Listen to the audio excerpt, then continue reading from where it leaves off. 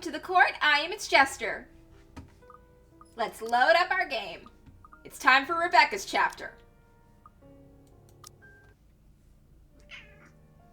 Ignore the kitty meowing. This is how it begins, or so they say.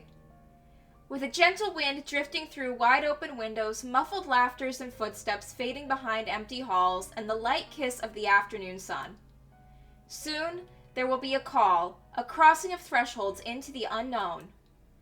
Maybe we are off on some grand adventure, or diving into another gripping mystery. Oh, honey, you're in a horror game. Oh, you do not want to be in the genre you're in.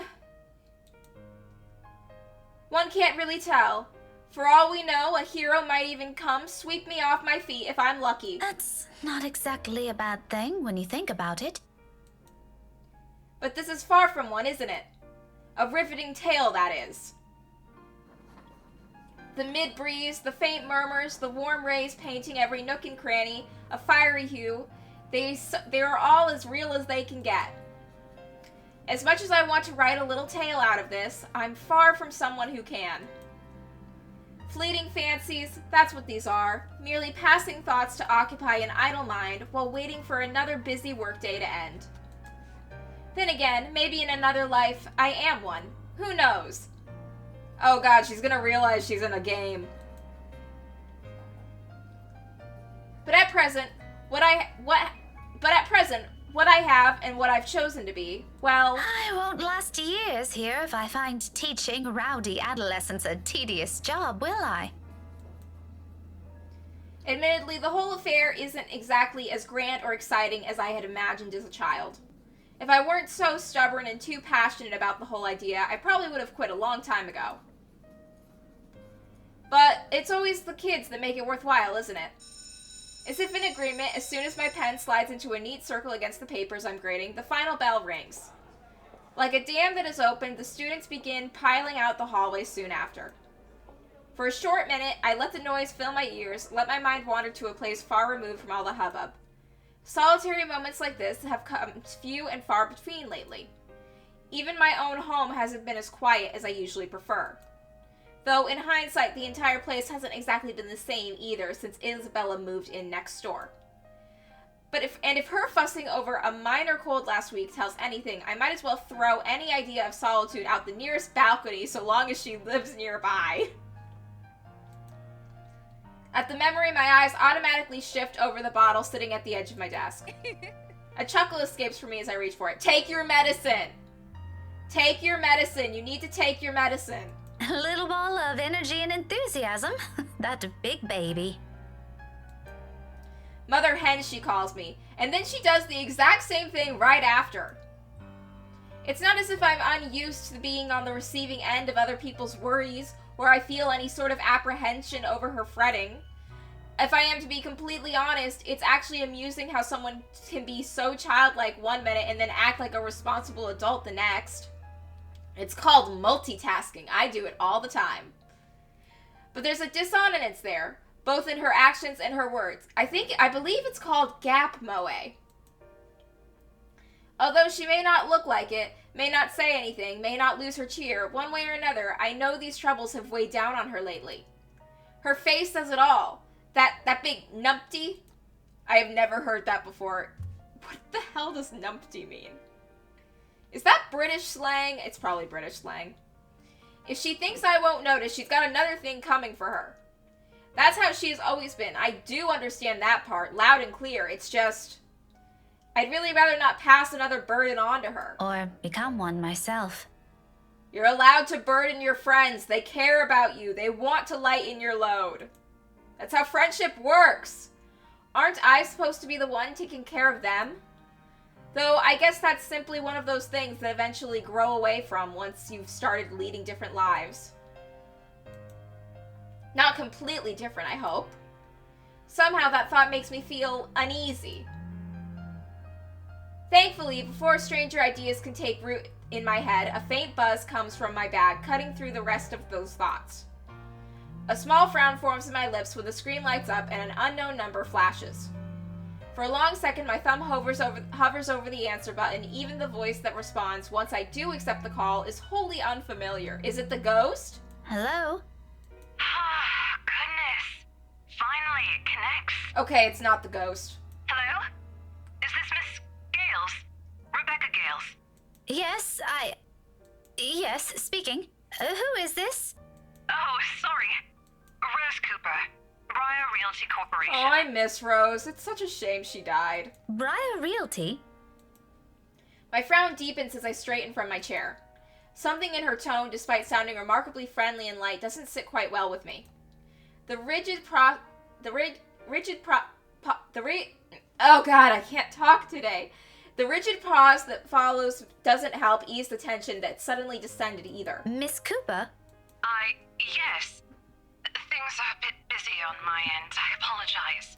I'm not certain if Isabella has mentioned anything before, but we're working together on a property at the moment, and... The Armengard Mansion, yes. She said something about that earlier. Like super haunted and stuff. Is there a problem? This is about Isabella, actually. Ghost pushed her down the stairs. She wastes no time relaying everything. The details she provided are, admittedly, a bit vague, but enough for me to get the gist of what happened here. It isn't the bad sort I'm expecting, though it's still worrying.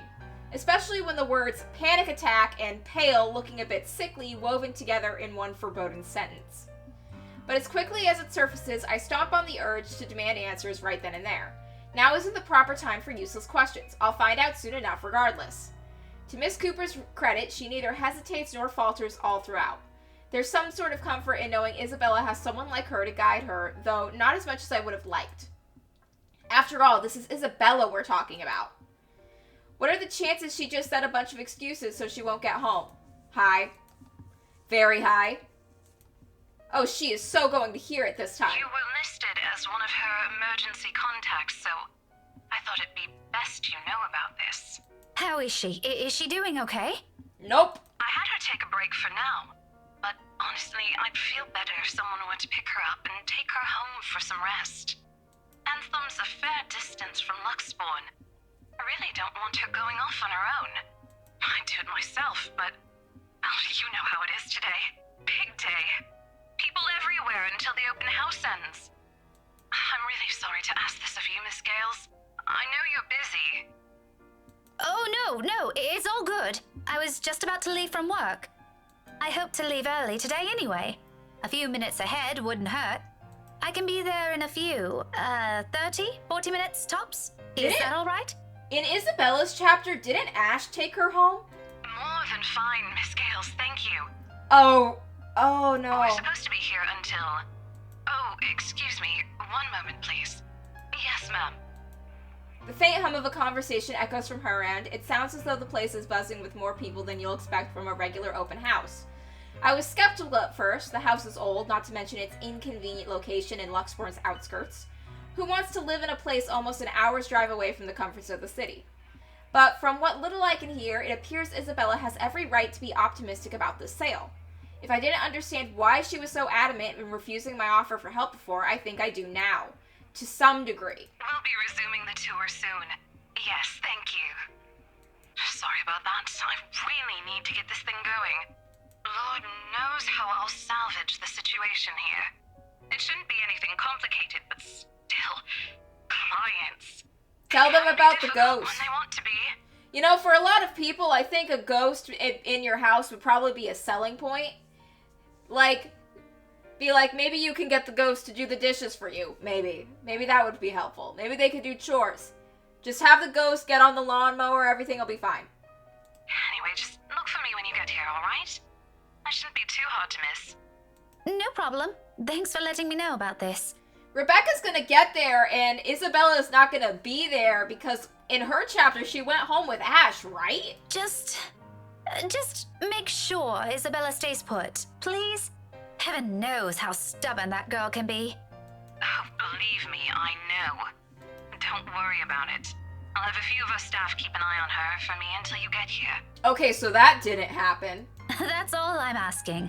I appreciate it. The whole thing ends on a surprisingly pleasant note. If only the same can be said for the news she brought. I allow a brief minute to pass to ease whatever tension has latched itself firmly to my nerves, but no matter how much I wish for it, my mind stubbornly refuses to do so. My hands are unsteady against the papers I pretend to arrange after. Lucid thoughts, every single ounce of it grimmer than the others, growing with each passing second I linger.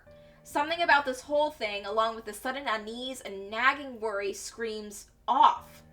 Wrong. This isn't the riveting tale I hoped to step into today. Yeah, you're in a horror game. It's not gonna end well. I'm sorry. You have my condolences. Even on a rush, getting everything in order before leaving takes nearly a good quarter hour. By the time I make it out of the classroom, the commotion has already died down, dwindling to mere echoes and distant laughters. From the nearby room, melodies from a rehearsing band drifts freely into the air, filling the almost empty hallways with their warm, lively tunes. Any other day, I'd stop, bask in the music, and enjoy what little peace it brings. But not today, however. My steps are brisk and sure as I march toward Edward Hall's exit. The sooner I confirm Isabel is okay, the sooner I can shake off this feeling. For one reason or another, that single call of all possible things has thrown everything off kilter. I'd rather this be over with as quickly as possible. So much so that I nearly barrel over a student in my haste. Though perhaps it's really the other way around. Oh, hey! Oh, it's the little girl that looks like Marinette from Miraculous Ladybug! Aww. Oh, wait, is she possessed by a ghost? Oh, wait, I don't think she is now. When I look down, I see a set of eyes, bright and hopeful, staring back at me. Her arms are wrapped around my waist like a vice, and at my attention, a grin spreads over her face. Buenas tardes, Miss Pink. Hello, Kylie. You know, you aren't supposed to run into people like that. Sorry, Miss Pink. That's so cute. She loosens her hold on me, and not a hint of guilt or regret appears on her. If anything, it seems the remark only amused her. A smile appears on my face before I can help it, matching the one on her own. Just remember not to do it again, all right? You could get hurt. You sound like my mama when she's scolding Rowan, Miss Pink. I'm sure your mama only means well. I know she'll be worried sick if one of you were to get hurt. Where's your brother anyway? Aren't you two supposed to be heading home now? Rowan said he's got some stuff he needs to do before we go. I think he's taking too long. But he promised to buy me jelly babies today if I keep what he's doing a secret from Mama and Papa. Okay, so you're ratting him out to your teacher instead. Okay. Any chance you'll tell Miss Pink about it? She shakes her head, both her hands going to her mouth as if to keep a precious secret from spilling out. I made a promise. He said it's for Tio Luke. Oh, something like a gift? Like a deal. Tio promised to take him somewhere cool when he's old enough. Rowan's gonna prove he's a grown-up. I'm deeply concerned for what that means. Oh god, is he gonna give that kid a gun? Is he gonna take him out hunting and, like, shoot Bambi's mom or something? The teacher in me wants to give whoever this Tio is a reprimand for bringing about this kind of behavior in children. But if both the Suarez kids are so fond of him, then there shouldn't be anything to worry about, yes? At any rate, they're nothing but well-behaved, both Kylie and her brother. Rowan, the eldest, may have the occasional odd streak in and out of class, but their parents taught them well, and I see no reason to cast any suspicion of bad behavior on them. As long as it isn't anything dangerous, all right? Oh, it's super dangerous, probably. It's not. Cross my heart. I think you're lying. My drawings are a lot prettier than what he's doing anyway. Tio said so. Do you want to see? I drew one earlier at class. Is that why you're here? Not really. I was gonna show it to my friend first. But since it's you, I'm sure she wouldn't mind if you see it before she does. Oh no. I can't stay right now, Kylie. Her face falls immediately after the words are out. A small part of me feels responsible for that crestfallen look, but as much as I want to stay a little longer, there's another place I need to be at right now. And frankly, another child to look after. Taking both of her hands, I kneel in front of her and muster the most rueful smile I can give. At her age, I'm quite sure she already understands what I'm about to say before they're even out. But remarkably, she doesn't look away or pout as I'm expecting her to. I'm sorry. You know what? Rowan has a class with me on Monday around this time. why don't you drop by again next week, after class? I'll even make sure to wait for you. It's just that I absolutely must leave now. My friend had an accident earlier, and I'm the only one she has here.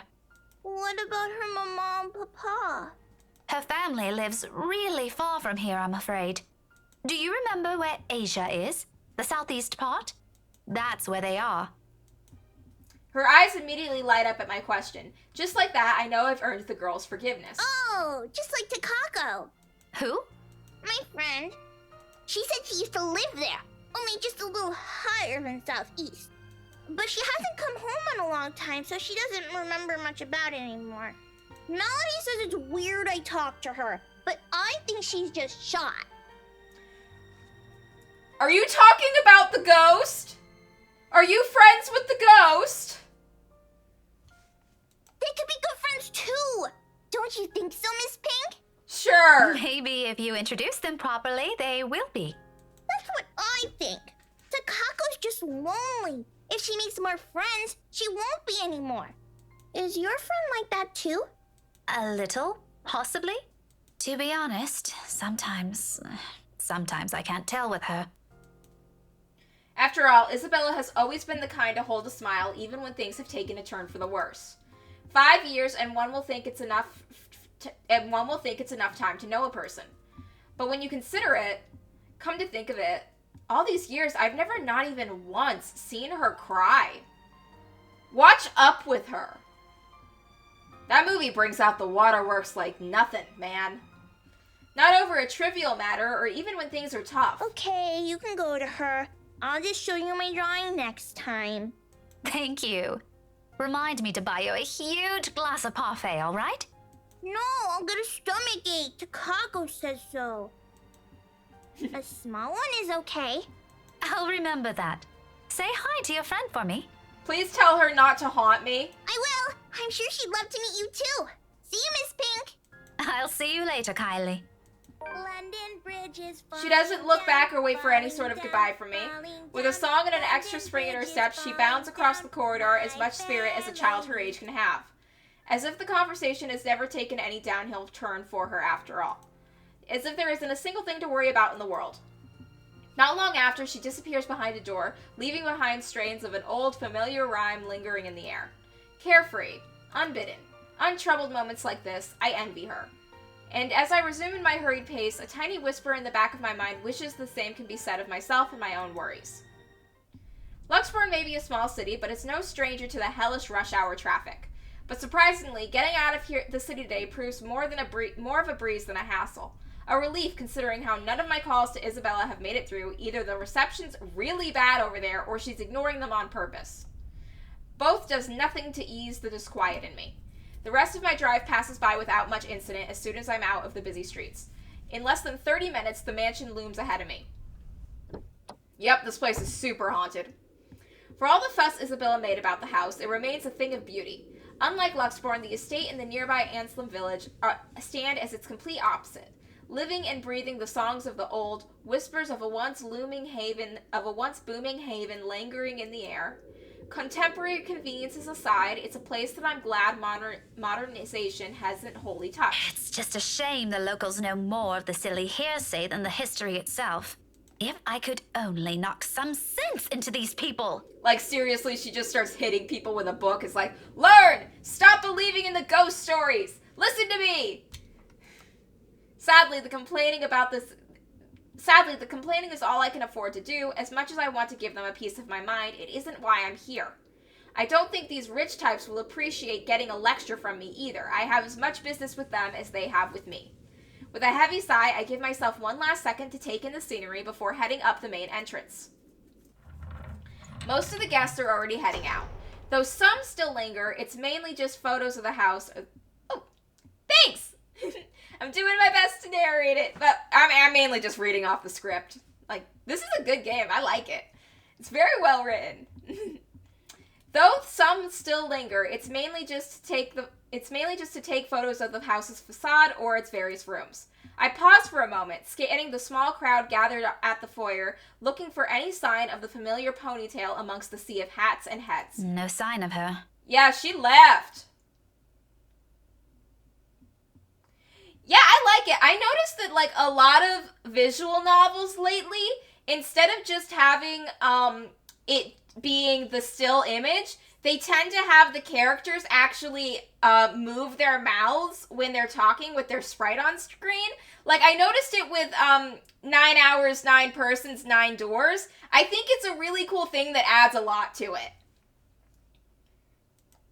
I can certainly look for Isabella on my own, but in a place this big, I'd be lucky if I didn't end up getting lost or find her before we need to meet with Zachary and Ash tonight.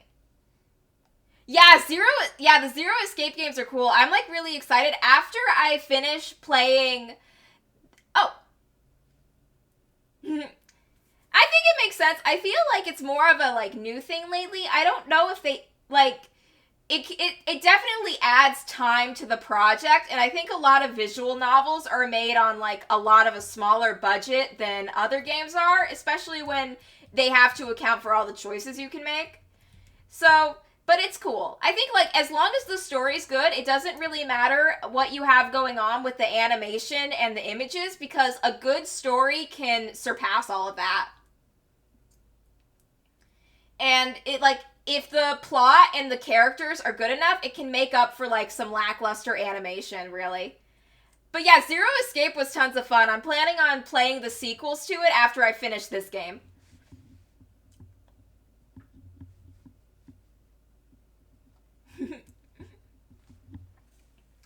I'd be lucky if I didn't end up lost or find her before we need to meet with Zachary and Ash tonight. Sighing, I reach for my mobile and redial her number, the gesture familiar now after so many attempts earlier. She doesn't answer. I can still try contacting Miss Cooper. I just hope the network reception will cooperate this time. This side of the country has never been popular with the tech-savvy, after all. To my relief, it's only took 3 unsuccessful tries. At the 4th one, right as I'm about to switch to another intercept message, the line finally rings. Silence follows as I wait for her to pick up, the ringing going far too long for my taste. By now, most of the visitors have already cleared out, and all I have for company are the faint murmurs and an eerie calmness left in their wake. A sudden hush settles and gives way to noises louder than they are ever meant to be. Doors creaking and slamming shut in some distant part of the mansion, floorboards groaning under the sheer weight of the house's history. In the now empty hall, they all reverberate with a special clarity against the walls. These old stories seem to almost have a ring of truth to them. I don't get to stray far into that ugly line of thought, however. Not a second later, a click sounds from the other end. Hello? Isabella? Miss Cooper called earlier and... Oh, that's the ghost. Oh, it's saying help me. Isabella? Belle? Are you alright? Nope. Without any warning, the call gets cut off. Yeah, that's fine. It's fine. Busy notes blare sharply against the heavy silence. But above the noise cutting through the air remains the faint cries of a woman. Far from beyond the foyer. My hand falls to my side as I cast a wary look around, waiting for someone to come running. Surely, I can't be the only one hearing this. There must still be some staff hanging around, checking things out. But no one does. Not even when her sobs turn more frantic and anguished. Excuse me? Hello? You want a tissue? We can go get some ice cream. I'll be a shoulder to cry on. It's fine. Who's there? Ghost. Isabella? Isabella? Is that you? Nope. She went home with Ash. This is you and the ghost right now. No answer. Growing anxious, I amble over to where her cries come from, each step slow and cautious toward the door on the other end of the room. While I'm far from someone who readily gives into the fear or stories lacking factual basis, the vague, restless feeling I had earlier immediately returns to me. And despite myself, my heart begins to race and my breathing quickens. Belle? Belle, it's me. Mm-hmm. Miss Cooper called. Is everything okay? Nope. Abruptly, it all stops. My whole body tenses, mouth dragging in a ragged breath, ears straining for any other sound yet to come from the other side. But nothing follows. Instead, the quiet only lends itself to the heavy tension in the air, as if every small movement will disturb the fragile stillness hanging in the room. I wait for another second. Then, with caution, I reach for the knob. No, don't do that! My fingers barely graze the brass handle when a hand falls on my shoulder. Oh. Excuse me. Oh, thank Ma'am? God. Oh my God, she looks ready to take a swing, Rebecca! I am so sorry. I didn't mean to startle you. No, it's Sorry about almost punching you. Still reeling, my gaze shifts back to the door, as if any second now the cries will start again and whoever's inside will burst out of the room. But I don't dwell on these. The woman's worried voice breaks through the haze of my mind again, oddly soothing the thick of my unease. Even if the concerned look comes from a total stranger, finally being in the company of someone else is somehow comforting. Ma'am? Are you okay? Oh, no, I'm fine. This is probably just some cold. No, it is not. Do you need to sit down? No need. I'm actually looking for a friend. I wave the mobile in front of her like the gesture alone will explain everything. Vaguely, I hope my tight grip on it and the quick slip Vaguely, I note my tight grip on it and quickly slip it into my pocket before she notices. She doesn't need to know. Well, I'm not really sure if your friend would still be here. We're actually about to close the open house in a few minutes, ma'am. No worries. She's not a guest here. She works for Briar Realty. Miss Cooper called me earlier. In fact, I'm also looking for her. Recognition flashes in her eyes, and her worried expression dissolves into a smile at once. That's all I need to know, that I don't have to look everywhere or venture deeper into the mansion on my own. In some way, I'm not too keen on the later right now. Oh, thanks! It was nice of you to stop by. I always love when I have people in chat. Oh, Miss Rebecca Gales, is it? Yes. Sorry if I'm a bit late.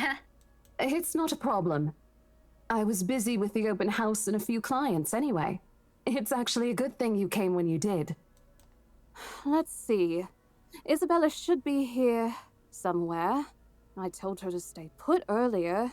That girl never listened. We lost Isabella. Rose? Rosie? May I have a minute?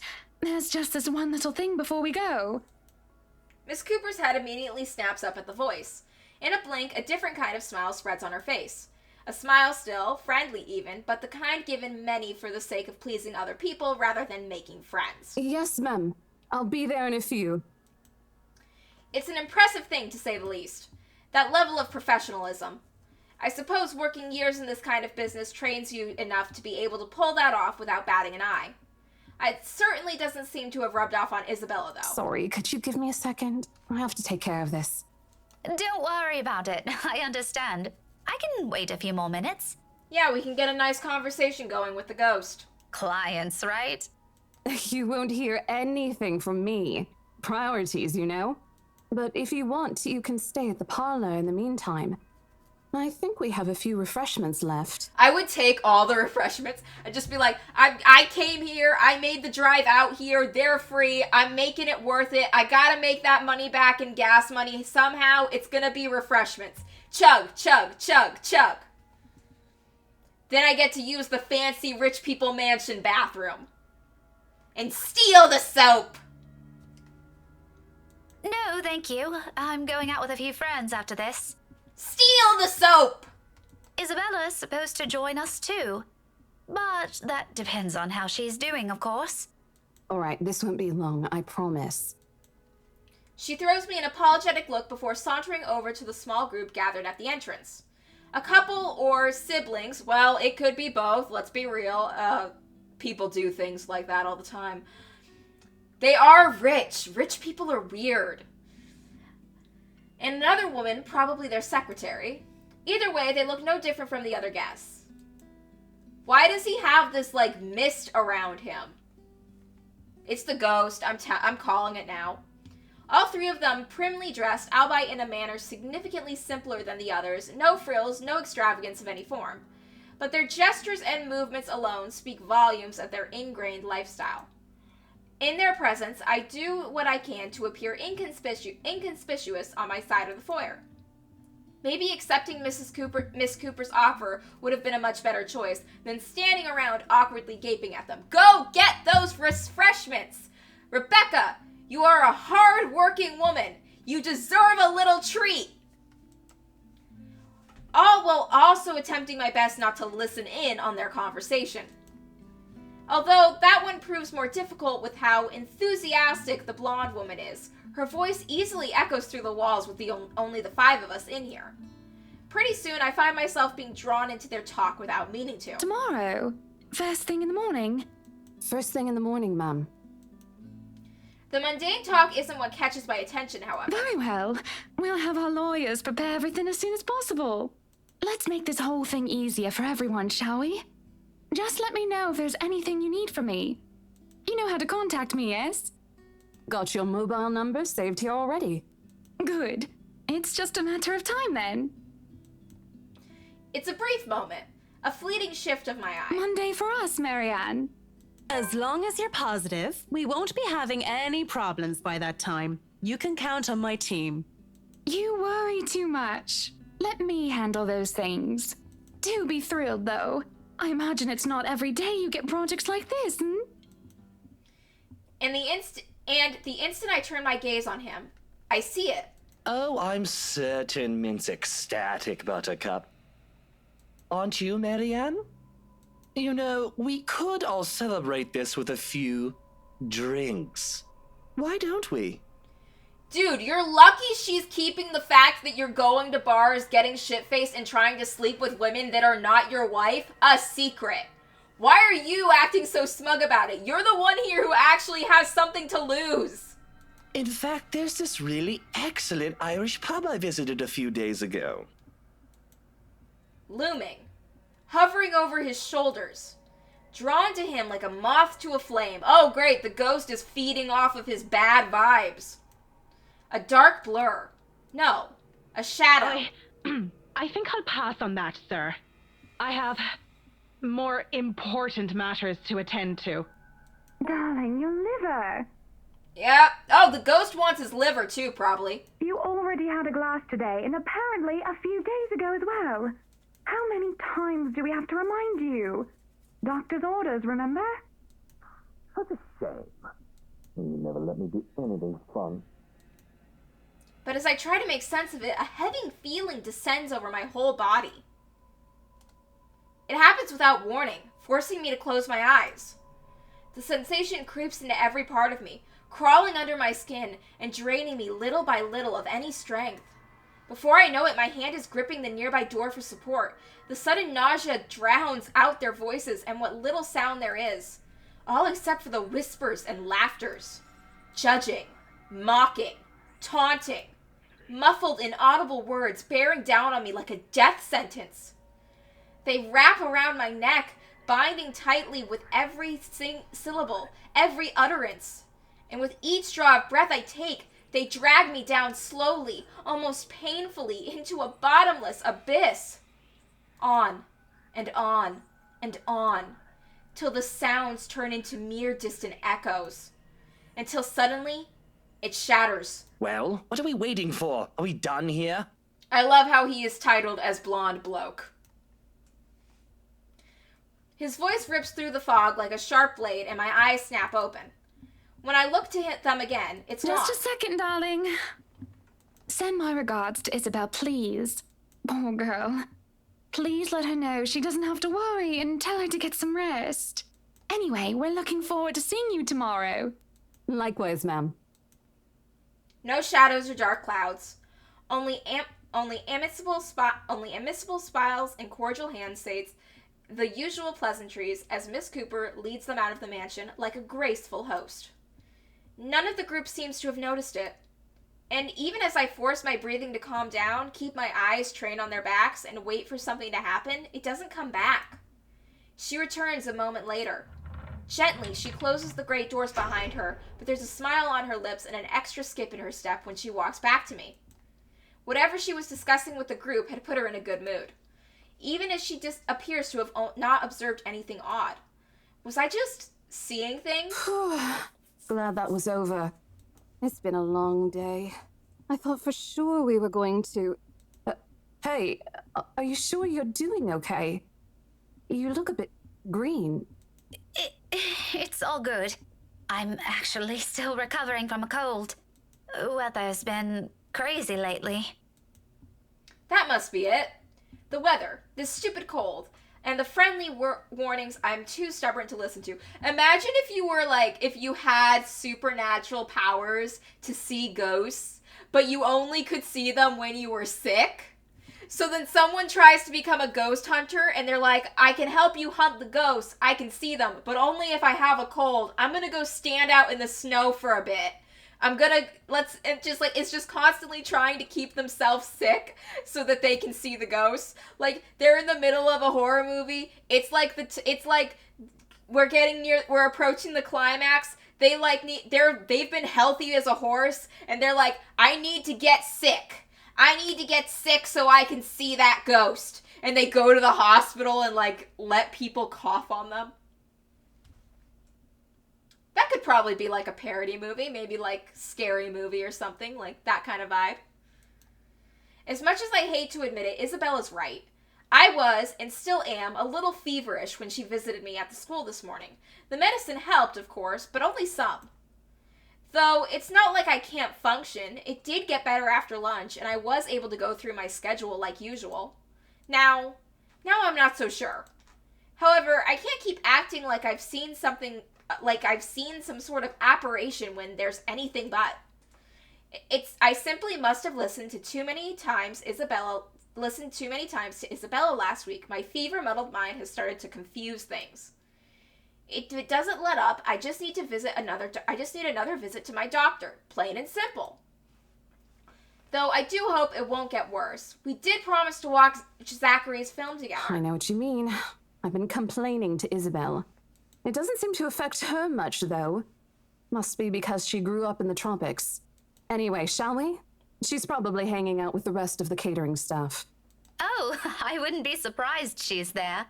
She eats like 10 hungry men when she isn't feeling well. Lead the way.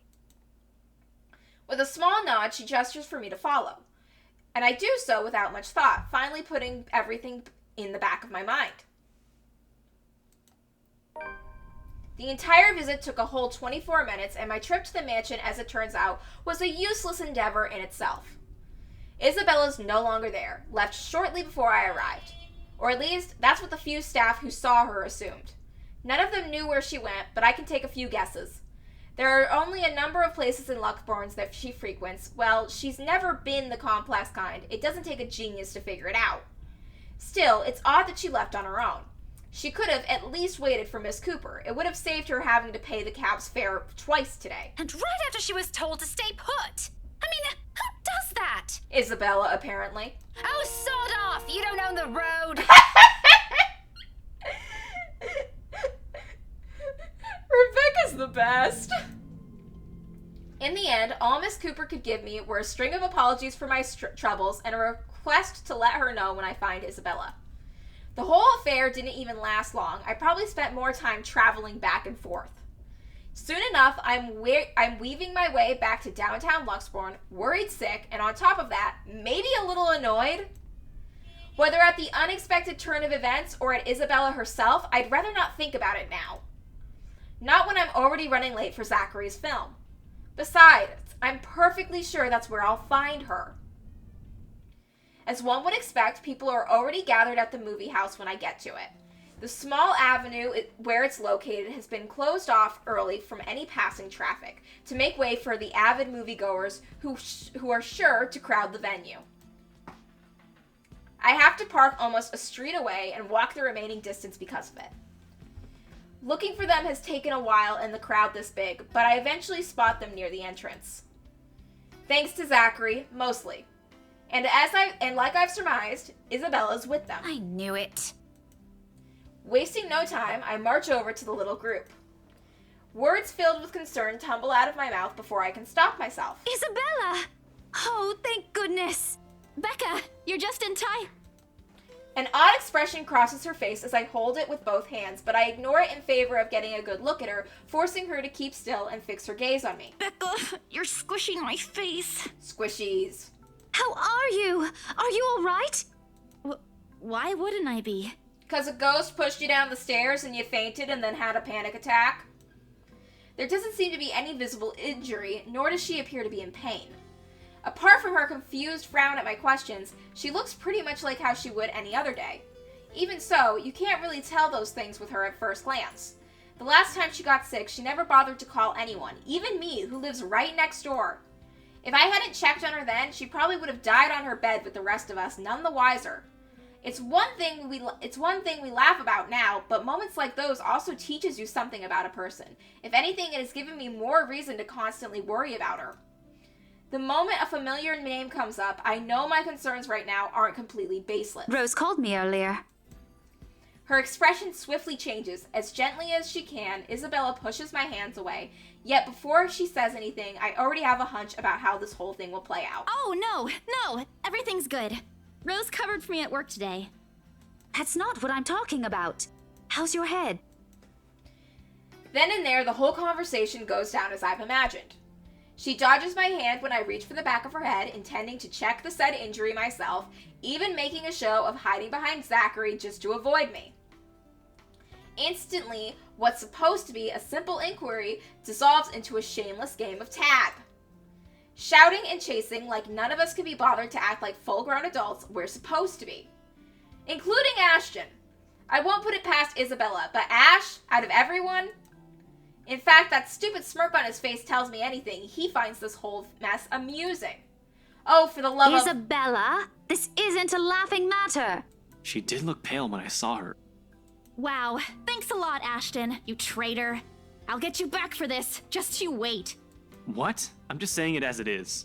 If you mentioned this earlier, we wouldn't be having this conversation right now. There's a moment's pause. My hand stills mid-air as my attention shifts to Ashton and the words he leaves hanging between the four of us.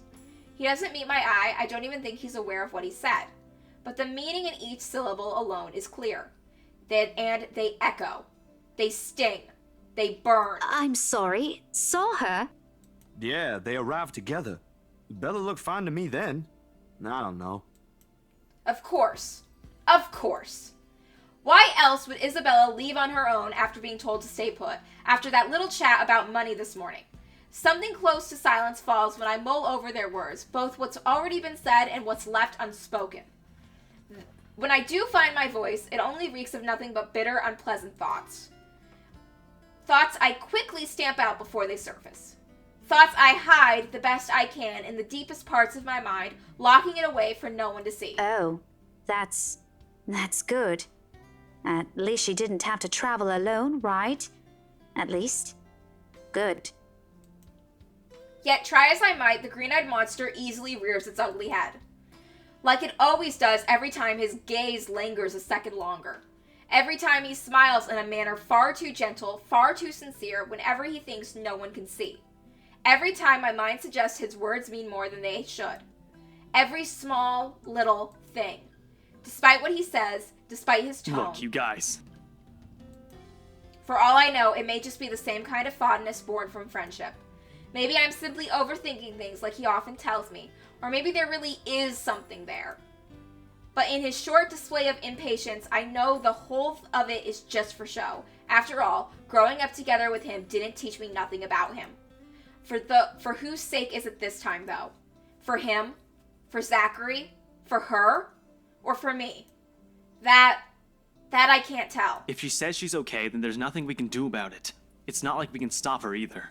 Besides, she's still acting like the same old Isabella to me, if she can still run around like that. Why are you taking her side? I'm not. But if she wants to watch Zach's movie with us, I'm not going to stop her. She's probably the one looking forward to it the most. Ash, that's... You, of all people, should know... We should take this potential concussion seriously. Tell you what, if I notice something amiss with her, I'll take her to the nearest hospital myself. Is that good enough for you? My mouth opens, then snaps shut almost as quickly, forming a thin, hard line instead. I can't respond, not because there's nothing to say. On the contrary, there's plenty, so many things I can use to reason and get him to agree.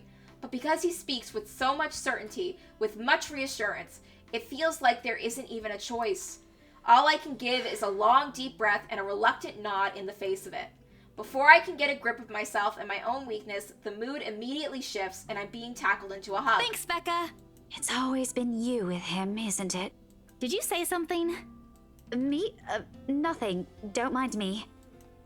A lie, obviously. What else can it be?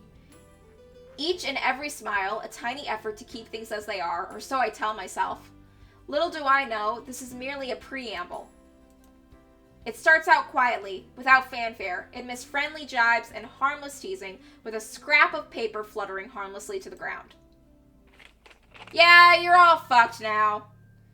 One that looks suspiciously like a cheap Halloween prank no matter how you look at it. And yet, despite how ludicrous it is, Isabella stubbornly insists as if our whole lives depend on acknowledging the truth in her story. Does she even realize how absurd she sounds now? Crivens, even my students wouldn't fall for this. Isabella, aren't you taking this a bit too far? She doesn't give me time to regret nor think over my choice of words. From there, it escalates, grows into an argument too petty even for our standards as adults. Before we know it, one after another, harsh, scathing words are being spoken. It's not a joke! Will you guys listen to me first? I saw something in the house earlier. It stood right in front of me. If I hadn't gotten away, that thing might have... Right. And in broad daylight, Isabella. Even someone gullible would find the logic in that screwed up. There's also no way in hell that this supernatural shit is true. But it's real! What do you think I saw? A hallucination? A delusion? Didn't you say you fell down some stairs? So maybe Rebecca's right. My first theory would be that that house had a really bad gas leak in it. It happened after, when I was trying to get away. I almost got stuck in the same room with that thing. We're all in danger. I thought you were my friends. Why don't you believe me? But someone has to be patient in all this. And however much my own has already been frayed earlier, there's no one else. Who else here can deal with someone selfishly acting like a kid? Like every other time, it has to be me. We are, and you know that. But this thing and that thing has got nothing to do with the other. When Rose called earlier, I thought she's just exaggerating. But based on what I'm seeing right now, maybe it's better if we really postpone this for now. Don't bother. Just like that, she cuts us off. Slams the door right in our faces while my own temper flares before I can stop it. Although it falters briefly at the hard expression on her when she snatches the blasted paper from Ashton, I hold on to it. Regardless of how upset she appears, soured expression and balled fist, throwing a tantrum is simply unacceptable. For a grown woman at that. Words form at the tip of my tongue, ready. But before I can open my mouth and let it all out, her feelings and mistakes be damned, Zachary raises a voice of his own. Guys! A warning underneath the warm and hopeful beat in his voice. We all stop and look at him. Even my own anger subsides a little at his tone. Why don't we all calm down first? I'm sure Isabella has her reasons too. No need to be hard on her.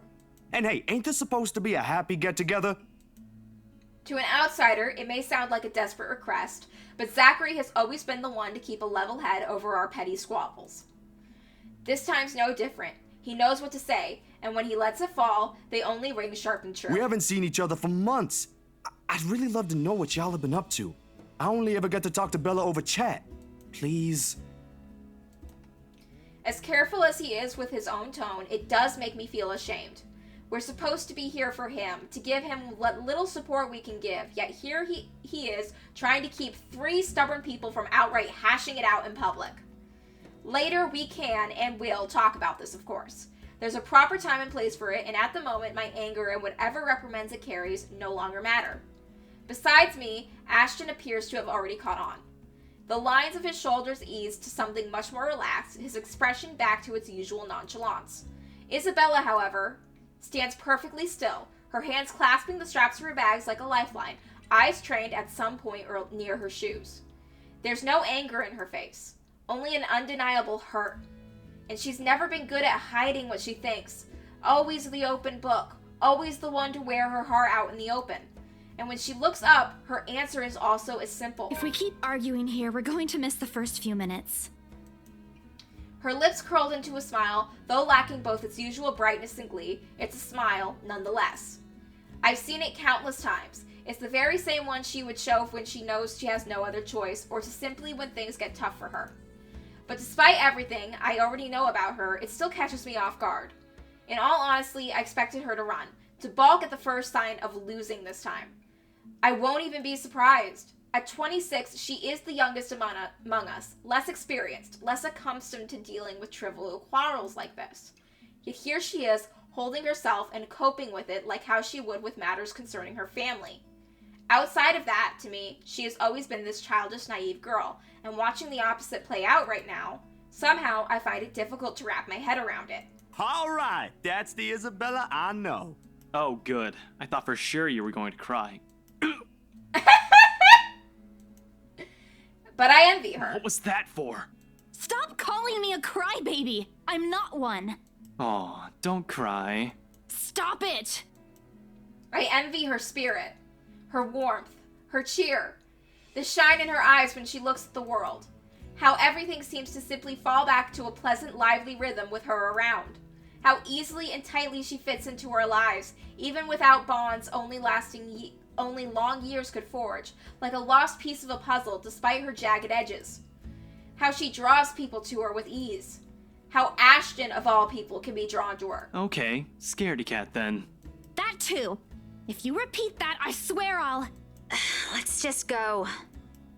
I make no effort to keep the bitterness from my tone. I let it seep, linger stiffly in the air as I avert my gaze from them. From their playful banter, their friendly teasing remarks, and Ashton's tender, affectionate smiles, all before the stabbing aches in my heart change into something too painful to bear. It's all in my head, is what I'd often tell myself. Yet the way my heart rends at just the sight of them hurts. And like a coward, I walk away from it, taking with me a small bit of hope the movie will distract me away from these thoughts. Because like this, it's easy to find something to hate in her. Dusk has already given way to night and we leave the film fest. Unfortunately, it does nothing to improve my mood like I am hoping. Neither does the muggy air that greets us upon stepping back into the noisy streets. Too busy, too loud, too many people taking what little space off the sidewalk offers. It forces anyone to bump shoulders with those they barely know, let alone care about. On a normal evening, I probably wouldn't have minded the crowd, nor the humid weather. It's not like any of them are bothering anyone. And yet, even with that admittedly a pleasant conversation, I can't bring myself to lighten up. See you guys some other time. Yeah, see ya! Not even to return the smiles that Ashton and Zachary gives us when they go their separate ways. Despite, perhaps this started with Miss Cooper's call, or earlier than that. Maybe even the moment I left bed this morning. Bloody hell, it could have been because of that sodding letter for all I know. I couldn't care less at this point. All I want is to get a warm bath, sleep, and wait for this dreadful day to end. Now, if only Isabella would stop babbling, then maybe this dull throbbing at the side of my head wouldn't turn into a full-blown headache, too. Zach did a pretty good job with his movie, didn't he? Even though Ash said he ran into some trouble late into filming. But I knew he had it in him. It's not like I didn't believe he couldn't do it. I mean, did you see his face after the credits rolled? All those months he worked on this. And everything's finally... You weren't even watching. That is true. You were talking about the ghost during the movie, and Rebecca did get very mad about that. Only the first minutes. I watched the rest of it, I swear. Besides, Ashton was the one who wouldn't stop asking questions. Well, why do we still need to talk about this then? I liked it. Ash liked it. You liked it. Shouldn't you be telling that to Zachary in person? I'm sure he'll appreciate it better than I ever will. Rebecca, you need to calm down and take a step back. I know that, but maybe there's something you want to say? Zach had you check the scripts before he went through everything, didn't he? You also worked on it, even if it was only for a short time. So, maybe you want to... I don't bother waiting for the rest. The moment I spot my car, I immediately make a quick beeline for it. Knowing her, this is merely another attempt at starting a conversation, just so we'll have something to fill the dead air, to replace the strained atmosphere we've somehow walked into. One thing, the very thing, I'm not too keen to deal with at present. Okay, well, Rebecca, instead of being hostile to your friend, like, just say, hey, Isabella, I'm not feeling that great right now. I'm not in much of a mood to talk. Can we just sit in silence? Like, just let her know that. Like, you're mad at her for trying to fill the silence, but she doesn't know you want the silence. Behind me, Isabella also changes her pace to match mine, her soft strides growing brisk and uneven in order to catch up. A small part of me half expects that she'll suddenly trip. She's not the clumsy sort, but there are definitely times when she can be the least coordinated person on the planet. Becca, hey! Oh no. Wait for me! And people wonder why I worry. They're not really completely unfounded once you've already grown familiar with her habits, though right now, this is also at the very end of the list of things I want to think about. Sometimes it does become overbearing. Even her voice as she calls after me sounds nothing more than background noise to my ears now. Rebecca, slow down, will you? Your car's not going to leave without us. The sooner we get on the road, the earlier we can get home. It's Friday, in case you didn't notice. I know what day it is, but the traffic's not going to magically disappear, even if we go there right now. I don't want to hear that from you. Didn't you used to complain how horrendous the traffic is back home for you? Rebecca, you need to calm down. Yeah? But that doesn't have anything to do with this, Becca. Okay. What do you want to do then? Wait it out? Walk? I just want to go home, Isabella. If you want to stay out here longer, I won't stop you. But leave me out of it. I'm not up for any other foolish excursions tonight. Rebecca's really mad about taking the time to go out to the mansion and Isabella not being there. I wasn't thinking about an excursion. I want to go home too. It's already late. It's just that you've been in this prickly mood since earlier. Are you really okay? Was it the cold? Or did something happen at school? Do you want to talk about it? A long pause follows, and it holds everything she's been meaning to ask from the very start. I'm in no mood, but all the same, my hand stops short of unlocking the car, and my grip on the handle tightens. I can feel her eyes boring on me, waiting, hoping patiently for any answers I'd give. She's still the same as Zachary. They're bad liars. When you talk to people like them, if you're not careful, they often leave you with no other choice but to admit the truth. Those exact same ones I can't voice. Despite my lack of response, she pushes on, surprisingly. This time, her tone is quieter, more tentative than usual. Was it because of the letter? It's a well-meaning question, but like the rest of this talk, yet something in how she says it irks me. If it is, I'm really sorry. I didn't mean to cause a scene. I did see something in the mansion, though. I wasn't lying about that. Wherever she wants to take this, I no longer want to hear a word of it. Not at this minute, preferably never. Especially when there are already a million other things buzzing and prodding inside my head. Sometimes my patience can only be tied up for so long. Let's just say the cold caught up with us. And during the open house, even if there were a lot of people around, there were weird things happening. I don't know if there was anyone else who noticed, but I heard things. I'm sure it wasn't because I fell down the stairs. Even before that, in the attic, Isabella. Yeah?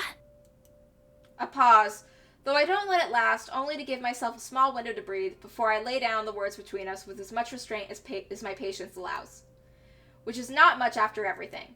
I can only hope that Isabella will simply take them as they are. She can be stubborn as a mule when she wants to be. This kind of conversation tonight. Look, it's been a long day.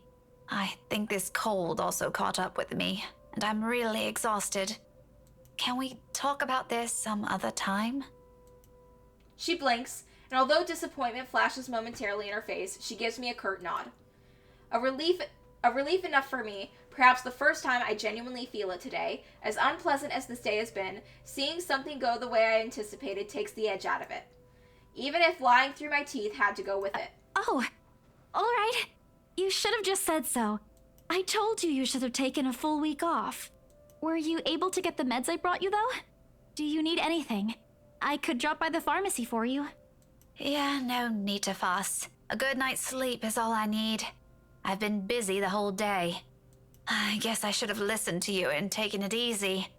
But we have exams to prepare for. It's one or the other, you know? I knew it! Here I thought you were just upset about something. Even Ash looked a little bit worried about you. It's fine. Let's just head home, okay? I'll make it up to you next time. Call me out to lunch or wherever. Just... not right now. Okay, but should you be driving? If you want, I can call a taxi for us. You'll hate paying the extra fees, but you'll be able to get some rest on the way home. No, don't call a cab. I can manage driving at least. Just get in the car so we can be on our way. I'm already opening the door and climbing into the seat before she can protest. Left with no other choice, she follows inside shortly, albeit with a bit of reluctance. The guilt from this will eat at me later, but right now, these little falsehoods are mine to bear and hide under. For now, this is the better choice. Better than pretending she doesn't exist or giving her vague answers. Certainly better than harsh words and outright lashing out at her. I can find a little comfort in that. Thankfully, if there's anything left to be spoken between us after, we won't have to discuss it on the way home. Or rather, we can't. Because no sooner than we hit the road, Isabella dozes off. Despite my foul mood, I still end up suppressing laughter once the first sounds of her breathing fill the car. Mama? Not your mom, Isabella. Might as well be. You're the mom, friend. Slow and steady, the quiet rhythm, so completely unlike her, so far removed from every impression anyone has of her. A few faint whimpers will occasionally come from her, but otherwise it's just us, this silence, and it's so utterly unexpected. Still, a welcome break, of course. Peace and quiet is one of those things you rarely get with her around. Yet, it's nowhere near comforting. It merely lends the air this strange clarity. Every little sound, every single movement is more palpable. And with it comes unease. A jolt of surprise hit me. It's almost comical, as if this were a different situation. In my haste, I accidentally dislodge my mobile from its seat on the dashboard when I swipe on the screen. Soon, I'm scrambling blindly for it with my other hand while keeping a steady eye on the road ahead. A voice crackles from the loudspeakers before I can put it back on. Although muffled heavily by the surface, I recognize the person on the other line from her chipper tone alone. Hello? Miss Cooper? Oh, you're still awake. Evening. I hope I didn't disturb you or anything. I know it's a bit late. Sorry about that. I just want to check on you and Isabella. That girl's still not answering her mobile. Were you able to meet up with her? Yes. She's with me. We're on our way home. Hello? What was that again? I can't hear you properly. Sorry. Let me just fix this dumb phone. Don't talk on the phone while driving. It's dangerous. Pull over. Oh God, no. My hand stops dead for a moment. I spare the device a brief glance, waiting. Oh yeah, you might want to pull over for this. Seconds pass. Nothing happens though. Frankly, I'm not sure what I'm expecting, but the line in my mouth forms into a frown regardless. Miss Cooper? Yes, still here. Did you say something? Just that I didn't get the last part. What were you saying again? No, I thought you... Never mind. Must be the signal acting up. Come again? What? Is everything all right over there? Certainly. Is something wrong? Why wouldn't? Okay, you seem to be busy. Well, she's if driving. If this is a good time, I can just call you back some, Just pull over. Like, you shouldn't be on the phone while you're driving. That's dangerous. That's even more dangerous than the ghost. I have to make a conscious effort not to panic right then and there, although my tight hold on the steering wheel tells a different story altogether. Miss Cooper? Rose? Hey, Rose, are you still there? Only a burst of static answers me, and... Yep. Maybe this lapse is entirely because of exhaustion. It has been a long day, and I haven't fully recovered from last week's bout of the flu, contrary to what I've been telling people. Though, perhaps if I had paid closer attention to it, had I not been so occupied with other thoughts, I probably would have noticed earlier. It never came from my phone. Oh no. But from somewhere right behind me.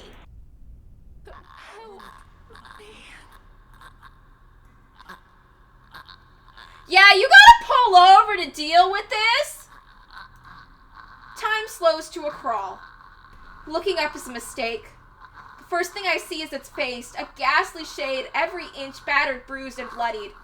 Even as the darkness of this world is passing by in a blur of lights outside, I can still make out the words. Blood still oozes from it, little trails of crimson running down its face, glistening under what light there is. But it's still a gleam in its eyes that catches mine. The quiet plea, the anguish, the desperation in them. More than its hideous features, the awful stench of gore now soaking in the air. As I try as I might, I can't bring myself to look away. Yeah, you need to pull over! Even as its lips contort into a horrific smile. Even as sharp, harsh noise pierces the air and the silence around us. Yeah, Becca, you need to pull over, like, right the fuck now. Rebecca! Yep! Huh? Car! Eyes on the road! Did she drive into the wrong lane? Against everything I've been taught, and I've constantly reminded myself, I close my eyes. I hope you have car insurance. It's a brief moment. A short, vivid section of muscle memory as and instinct taking completely over.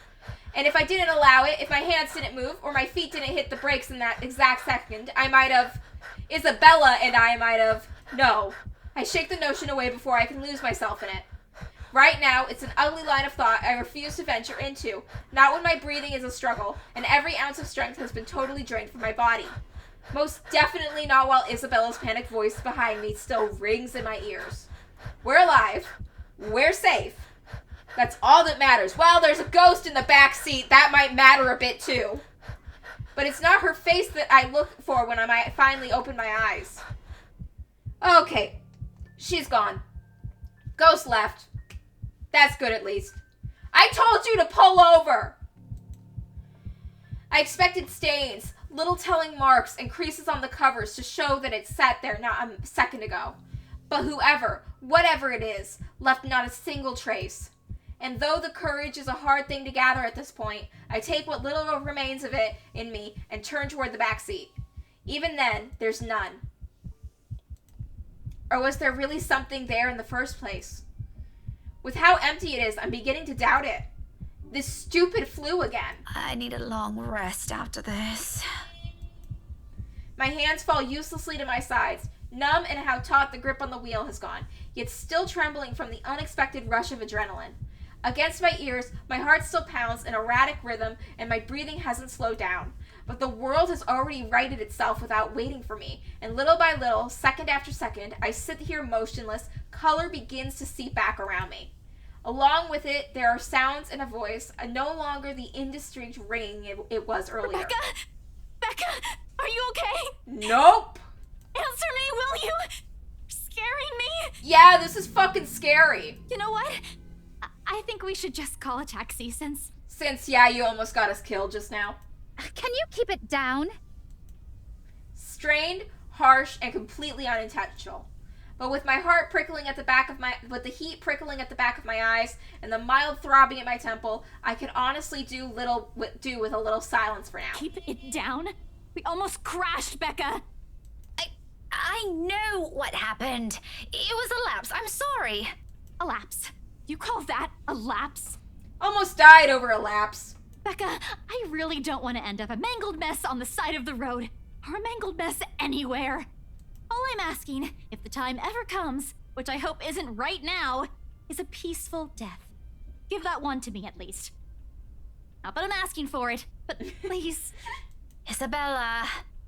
Belle, you're overreacting. I think your friend almost crashing the car while you're in it is a thing to get an intense reaction to. Like, Becca, you're underreacting. You just saw a ghost in your back seat. If you're so worried, why don't you drive? Yeah, let Isabella drive. Holy shit. You don't have a license. Why don't you have a license? I keep telling you to get one, didn't I? For the past 5 years. Do you see why now? I wasn't really expecting to stay here this long. I thought it'd just be for a year or two. All of a sudden, a pensive mood comes over her. Isabella looks away then, and while what's left of my little lecture never crossed the tip of my tongue, I don't allow it to, because in each of those words she lets loose earlier is a small truth. Her stay has always been meant to be something fleeting. Earn some good money, go home, is what she'd tell herself during her first year here. Now, half a decade later, I'm not sure if she believes that. Even I'm not sure if I still believe it. And if there is something in her reasons that has changed along the way, even if I already have a hunch, it's one thing I'll never bother to ask. Those are hers to keep. I'll be careful this time, I promise. Just please, can we give this whole thing a rest for now? She nods, and that's the end of it. We spend the rest of the trip back to Salemwell in silence. All thoughts of an overactive imagination playing tricks on a flu-addled mind, and of smiles never meant for my eyes, abandoned if only for a brief moment. Well, that was a way to start your day, wasn't it? Things are not going well for Becca. I'm going to take a quick break, and then I'll be right back, okay?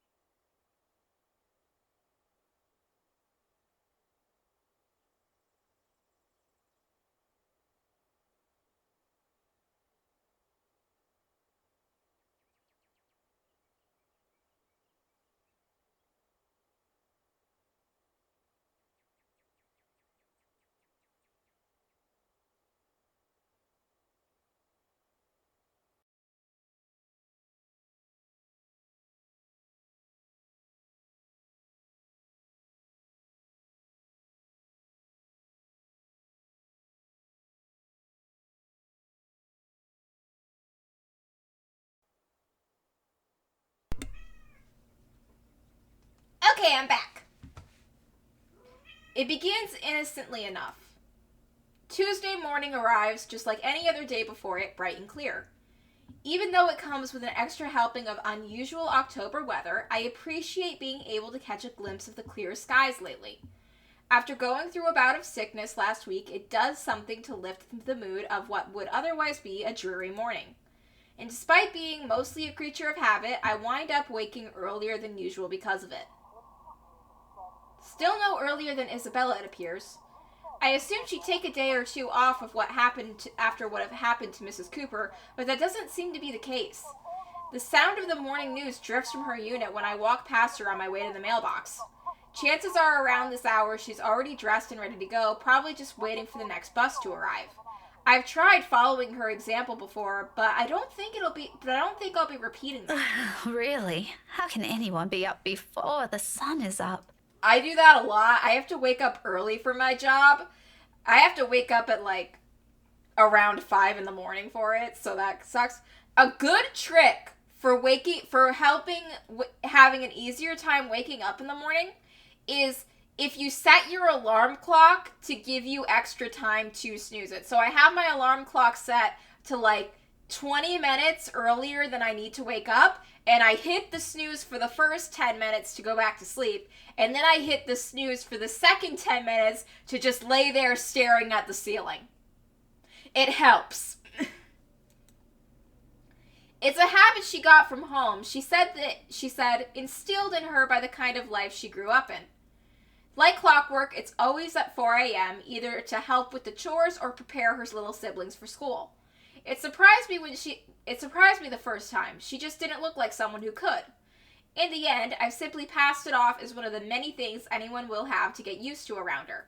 Not that I'll ever fully understand. I'm my parents' only child. We aren't well off, but so far I've lived a relatively easy life. I didn't have to think about bills or food for the next day, or paying for any siblings' tuition on top of my own, or supporting a sick father's medication. All I have to worry about is where my grades, and if it gained Mom and Dad's approval, or whatever we'd be having for dinner. When put next to hers, they all pale in comparison. They look less like problems and more like petty issues this way. Petty issues? But as unimportant as it sounds, sometimes its ugly head rears the most inappropriate of times. And sometimes they come through the mailbox in the form of a fancy-looking letter, pretty ribbons and all. Quiet, kitty!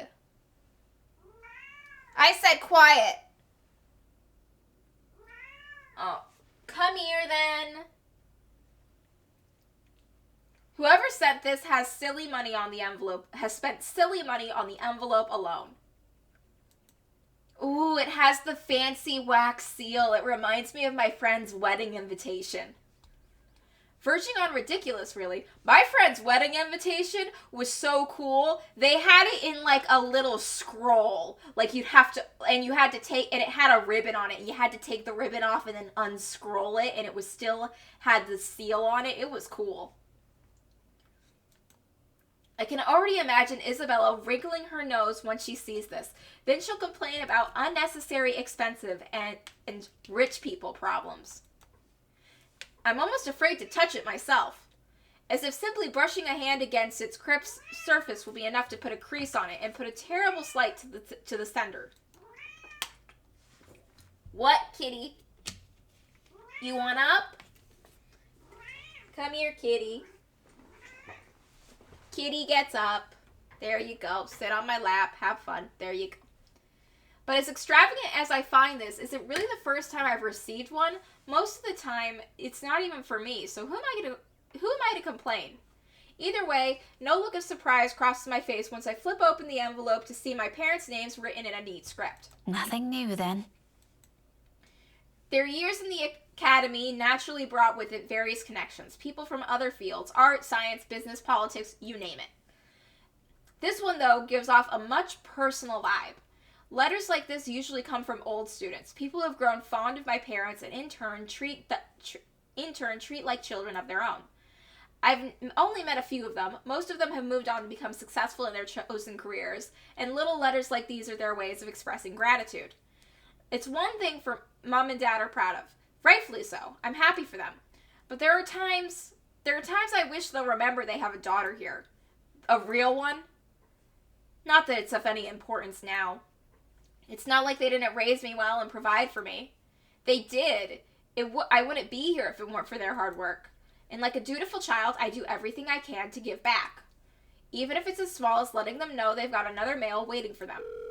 The phone rings for a good minute before someone answers. Mum, her voice is warm as I remember. Becca? Hi, Mum. How's the call? Well enough.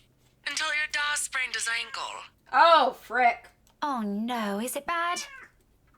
Was it the ghost? Did the ghost push your dad down the stairs too? I'm alright. In case anyone in this family cares to listen, I'm alright. Very much alive, darling. You sure about that? Ghosts can make phone calls too, apparently. And there you have it. He'll be up and walking in a few weeks, don't worry. We're going to have to extend our stay here until it heals, though. Is something the matter? Nothing big. Just that this mail arrived for you this morning. A lie. Thankfully, she doesn't notice.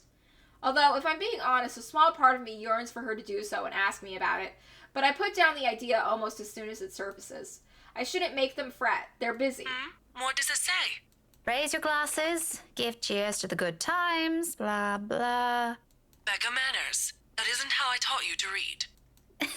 Sorry. You are cordially... it's an invitation, Mum, for a housewarming party.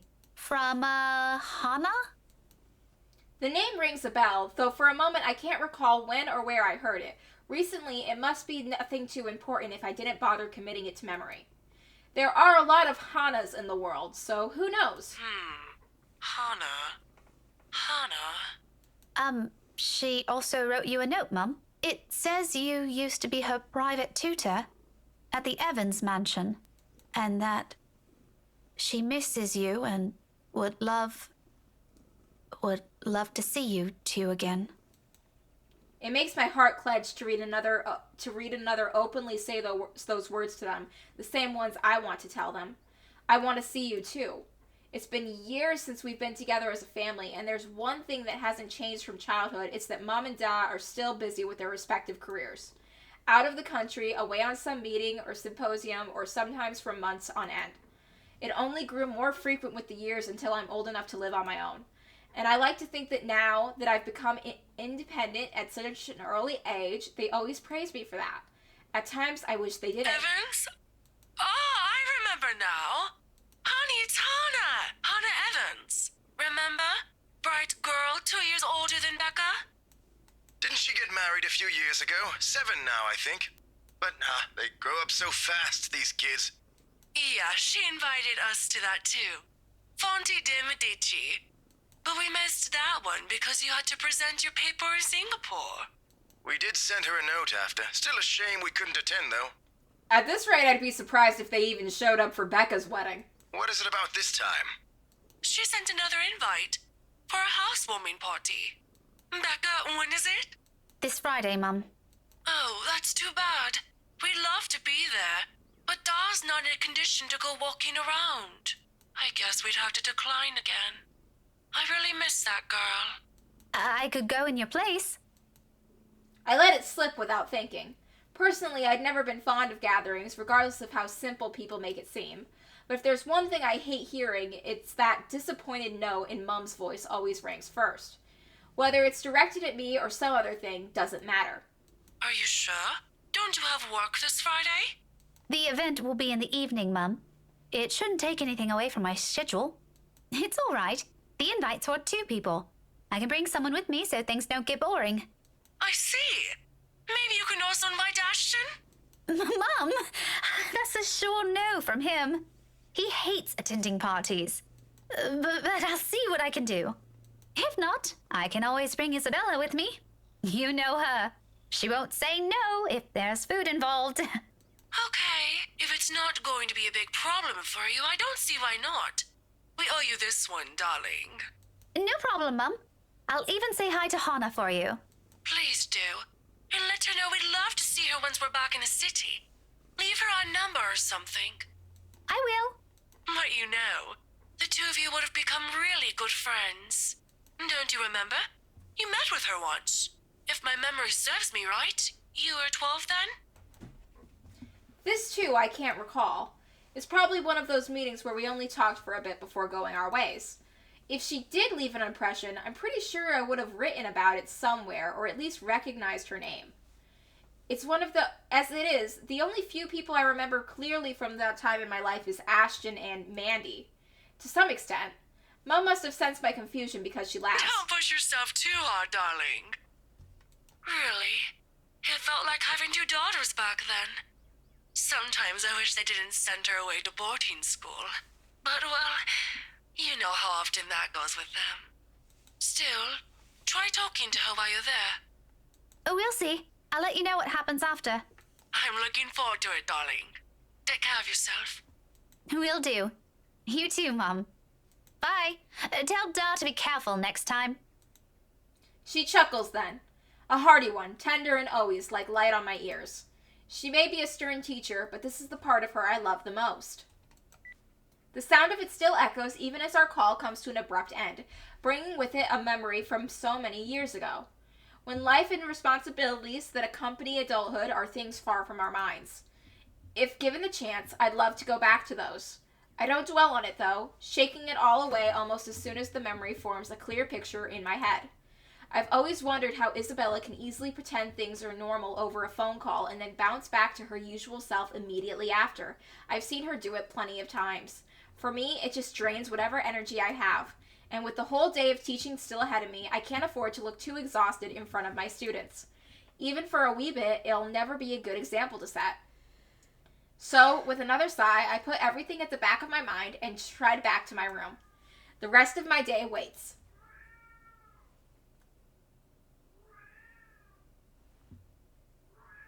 My cat is upset and I have no idea why. Oh God, she's jealous. 15 minutes later, I'm heading back out dressed for my day, my car keys in hand. Ordinarily, I don't stop for anything. There's never a need to. There's some beauty in this that's the beauty of the apartment complex. It's quiet and everyone keeps to themselves. No useless platitudes in the morning, no need to wear a smile on your face lest other people are nosy enough to ask. Today, however, the morning broadcast still plays from Isabella's room. My brisk pace slows to a stop and a frown gradually forms in my face. She hasn't left. Maybe she forgot to turn the TV off. Of course, this isn't unusual. There are times when I've left earlier than she did, like last Friday before their open house. But those days are few and far between. It only happens in the dearest circumstances, though the last part of that might be a bit of an exaggeration. However, with what happened the last few days, maybe today is one. The death of a friend isn't something anyone can brush off, and for someone like Isabella's the kind who gets attached to people easily. With Zachary, Ashton, and I, that has been the case. I can't imagine what she must be going through right now, especially when a woman who was someone she owed a lot, despite their training being brief. I've given her space since last night in deference. Perhaps today might be a proper time to check in. Oh, whatever. I've still got time anyway. With light steps, I move closer to her door and hand already poised to knock. Still, I don't do so until I hear her answer Isabella? me. Belle? Are you in there? No answer. After a second, I finally knock, lightly so I don't disturb her in case she's sleeping and has merely left the telly running last night. Never mind how she never lets that happen ever. Waste of electricity and all. I just want to check on you before I leave. Is that okay? Are you going to work today, Belle? Still nothing. I'm about to leave. If you want, I can drop you off. Another round of knocking. I'm fishing out a copy of her key from my bag and unlocking the door. That rose keychain is so cute. She lent it years ago after I complained about the mess and offered my help in cleaning it up. I thought the gesture was completely unnecessary back then. After all, I could always knock. But she never did bother taking them from me, always returning it or turning away from the conversation whenever I insist. At one point, I simply stopped trying to hand it back to her. Isabella? I'm coming in, all right? Without waiting for an answer, I pushed the door open and stepped inside. Her unit's still a mess. The instant noodle cups on the table, a pile of clothes on one side, paper strewn about everywhere, and an unkempt bed, among other things. This much is a given. will always be a given. I've been here several times already, and I still wonder how she can function like a human being with her place in this state. However, that's neither here nor there. I'm not sure what I'm expecting, but it's certainly not finding an empty flat. Granted, she could have left earlier, far earlier than usual, but she never ever leaves without making sure she's unplugged everything. That's something she doesn't forget to do. It doesn't help that her bathroom appears unused this morning. Another habit, it can only mean she hasn't been here since last night? Perhaps since the morning after Miss Cooper's death? Either idea doesn't sit with me well. What with the news we've been hearing lately. The authorities are still trying to find the cause of death for all the victims. Early investigation revealed most of them were employed under Briar Realty Corporation at the time of death. Meanwhile, BRC has refused to comment on this. Gathering my wits, I immediately place a call to her mobile. It rings for a good while, the sound a comfort in itself, but then another minute rolls by without her answering. While I'm not a woman prone to panicking, sudden bouts of temper maybe, but never panic, despite how I may sound when speaking. And when it ultimately goes straight to her voicemail, a sigh is the only thing I let out. The pause doesn't last long, though. The next moment, my fingers are already moving across the screen in search of two people who might be able to help. It's Ashton's number I find first and dial. Call it a habit, but even Isabella thinks he's dependable when a situation calls for it. Despite how much they give each other grief, that already says a lot about him. There's Zachary, but around this hour, he's probably still sleeping. If he has a freelance work, it's very likely he's just gotten himself in bed. He's the last person I want to bother, if anything. The wait doesn't take long. Soon a click, and then Ashton's voice echoes through the receiver, rough and still heavy with sleep. He never did grow fond of mornings. Becca? Christ, what time is it? What's up?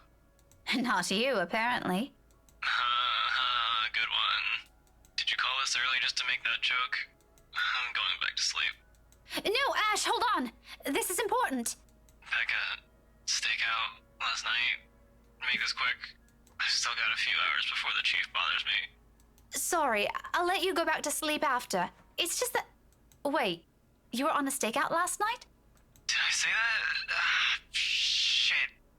Forget I said that. Forget I said anything. Forget we had this conversation. I don't think you're supposed to tell people about that. So, you have no idea? About what? About what? I also have no idea why we're talking so early in the morning, so there's that.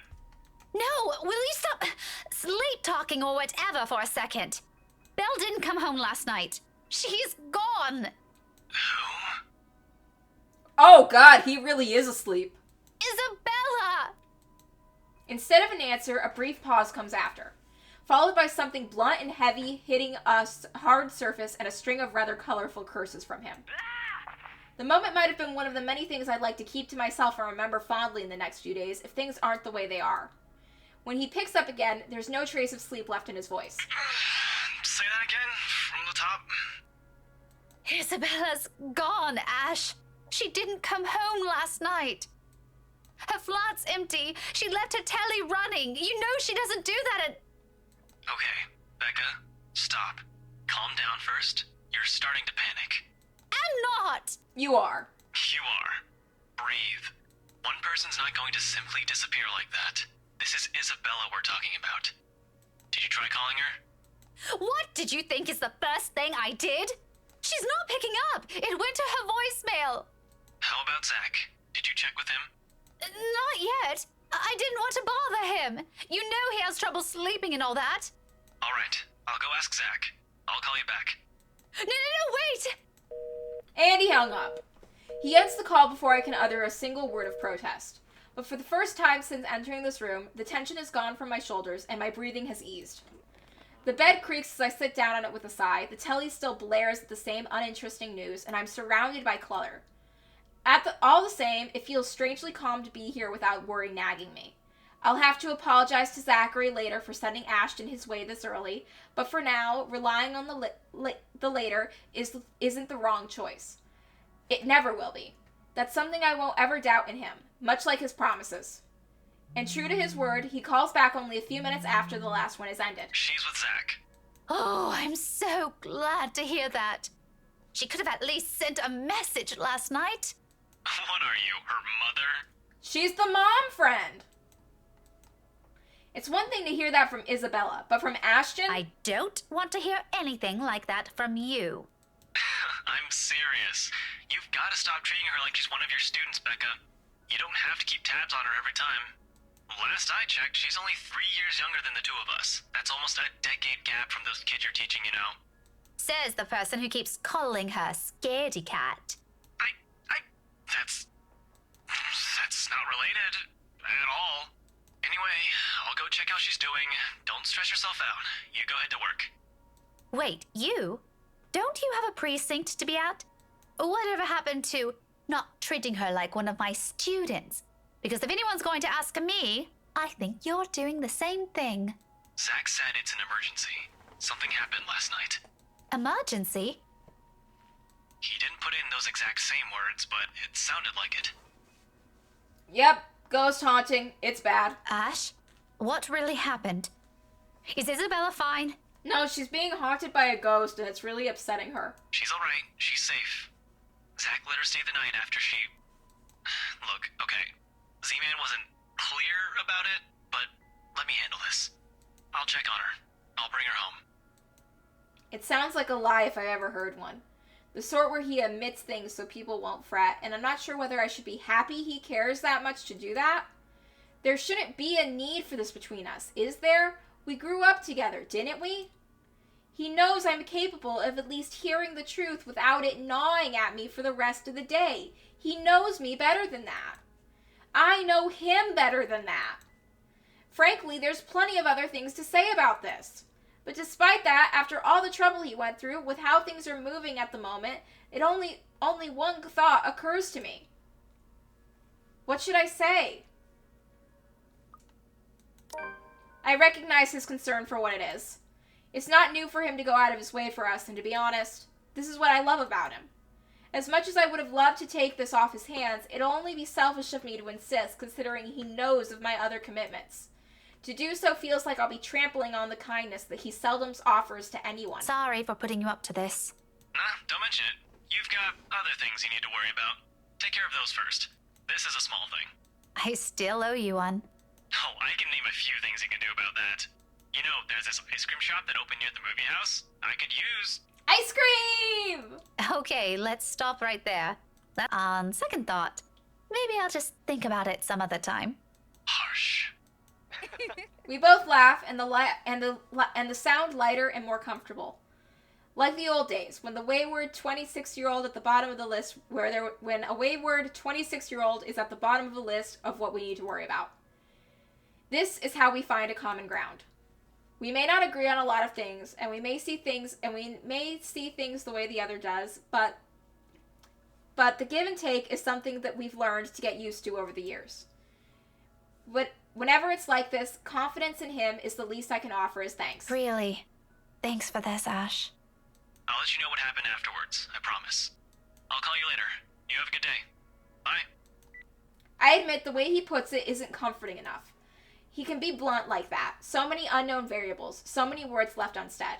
I wish he'd simply lay them all out in the open, because like this, I'm more inclined to think there's an exaggeration on the other's part. If it's from Zachary or Ashton, I don't know. In the end, all I can do is wait, go about my day, and hope for the best. Before leaving, I spare Isabella's room one last glance, disturbingly quiet now without her in it. I'll get answers from her later.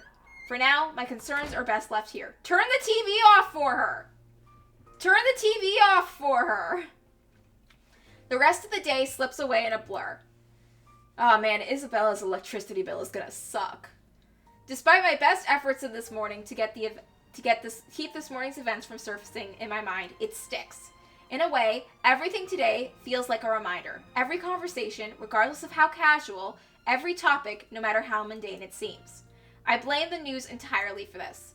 Recent happenings brought quite a few interesting stories to everyone's attention, mostly superstitious talk of death. And when the locals talk about death here, anyone can sure as hell count on someone bringing up that mansion Isabella sold not a few weeks ago. Even my own students won't stop yapping about it. I think it's even worse than when it was put back up on the market. Now there are more stories. if this is the world reminding me of what matters, or simply because the atmosphere around this time of year calls for it, I'd rather take the later. Oh, the ghost is gonna come out on Halloween and just lose it. She's gonna crash your Halloween party. At least then, I can be sure people will forget about it in favor of another set of holidays after. Nevertheless, this may seem to be a painful thing to admit, but listening to them is a pleasant distraction while waiting for Ashton's call. I hope he didn't forget. The school day is about to end soon. No, that's got nothing with what I heard. You always hear stuff. I'm not sure if half of them's even real. No, really. Rowan knows about it. He used to be in the same class with them. Yeah, his brother's cousin's friend told me his uncle works at Nintendo. I can hear you from back here, you know. Whatever, Rowan. Anyway, the story goes like this. There were 3 of them. They entered the mansion on a dare, and they were all never seen again. Oh yeah, the 3 jackasses in the video Marion found. No one knows what happened to them. Up to this day. Well, Marion knows. Scary shit, man. Cock and bull story. Calling it now. No, you don't get it. Why don't you ask Miss Gales then? Better yet, why don't you go inside the place? I'm betting my allowance you can't do it. Their talk immediately halts when I look up, and all of them suddenly pretending to be engrossed in their current activity. Still, a word to put a stopper to all this nonsense is needed. Creativity and imagination fostered by these stories is one thing, but reckless ideas should be corrected before anything potentially tragic comes from it. Back to your worksheets, everyone. And I don't want to hear any talk of dares or going inside that mansion. It's private property now. You'd all better stay away from it before... What? At the noise, the whole lot of them go silent. You can almost hear a pin drop. The look on their faces would have made for a funny picture, but that's irrelevant at the moment. If that is a student loitering around, someone's going to be in trouble. I'll be back. If you're done, you can leave your worksheets on my desk. Maybe Rebecca can just give the ghost attention and everything will be fine. Keep the noise to a minimum while I'm gone, okay? I can sense their eyes on me as I walk out the door. A muted kind of anticipation. A bit unnerving, but it's far more agreeable than the feeling of being watched I've been enduring these past few days. Class is in session for most of the rooms. In a few hours, once the final bell rings, however, this place will once again be filled with busy chatter and footfalls, an everyday cycle in itself. But for the moment, I let the silence guide me, my ears focusing on whatever sounds there are or will be, searching for the distinct clanging of metal. Oh my god, what if someone shoved the ghost in a locker? A good minute passes, and for a portion of it, only my steps echo through the halls. And another. I'm about to turn around when the sound of it halts my footsteps. It's a little muffled and infrequent, but goes louder after each interval. With the hallway devoid of people, if I don't put a stop to it soon, it'll start to disturb the other classes still going on. Looking for it doesn't take long. Maybe it's a raccoon. Raccoons like to go in places. Oh god, you're gonna open a locker and a raccoon's gonna pop out at you. All I do is follow the racket, and shortly I'm standing in front of a nondescript row of unoccupied lockers. And from inside one of them, sitting in the middle, comes a noise, annoyingly disruptive now that I'm facing it. Like someone's pounding on the metal doorframe from inside, hoping to get out. Leaning forward, I try to get a glimpse through the horizontal slates of whatever's causing it. But in this light, only the darkness greets me, and another round of clanging. Louder than the previous one. More desperate. I've heard stories before from other schools from former colleagues who had to deal with this once or twice. Although personally, I've never encountered one myself, I can only thank the heavens I haven't. But if this is another kid some other student stuffed in a locker. With a huff, I straighten up and study it briefly with a frown. Without delay, I reach for its handle and, at once, it stops. Immediately replaced by the muffled sound of a mobile phone ringing. I give the door a few raps before taking my attention away. A second, another, and then nothing. And when nothing or no one responds, I finally avert my eyes and pull out my mobile. Ashton's voice is on the other end of the line, oddly cheerful in light of this morning's matters. Maybe it's because I'm just expecting some grave or serious news from him. Instead, I get this. Hey, Becca. Well, you sound happy. I do? My voice still sounds the same to me. There are only two things I know that could possibly be the reason for that tone. Sweets, or he's gotten a good lead on his case. From the sound of it, I'm going to assume it's the former, since lately that case is all that's running inside his head. If there's ever a third one, I've never heard of it. Yet. It can only be one of the two. Ignore that. How's Isabella? Drove her home a few minutes ago. I think she's sleeping now. Sorry this took a while. Z-Man gave us the puppy eyes after we tried to leave. Had some food prepared for us, apparently. We didn't have the heart to say no. That's all right. Is she okay now? I'm not really sure. She didn't say anything to Zach, but she mentioned a plan to take a few days off from work. It was a passing comment before I left her, so I didn't get to ask. Must be because of Rose's death. Could be. It doesn't seem like it from Zach's story, though. He said she was shaking when she got there. Shaking? The word triggers a memory. From 3 days ago, on the way home from her little treat after she sold the mansion, I didn't think much of it at the time, but I won't lie, it scared me. The terrified look on her face and how she sounded when she suddenly screamed. Becca?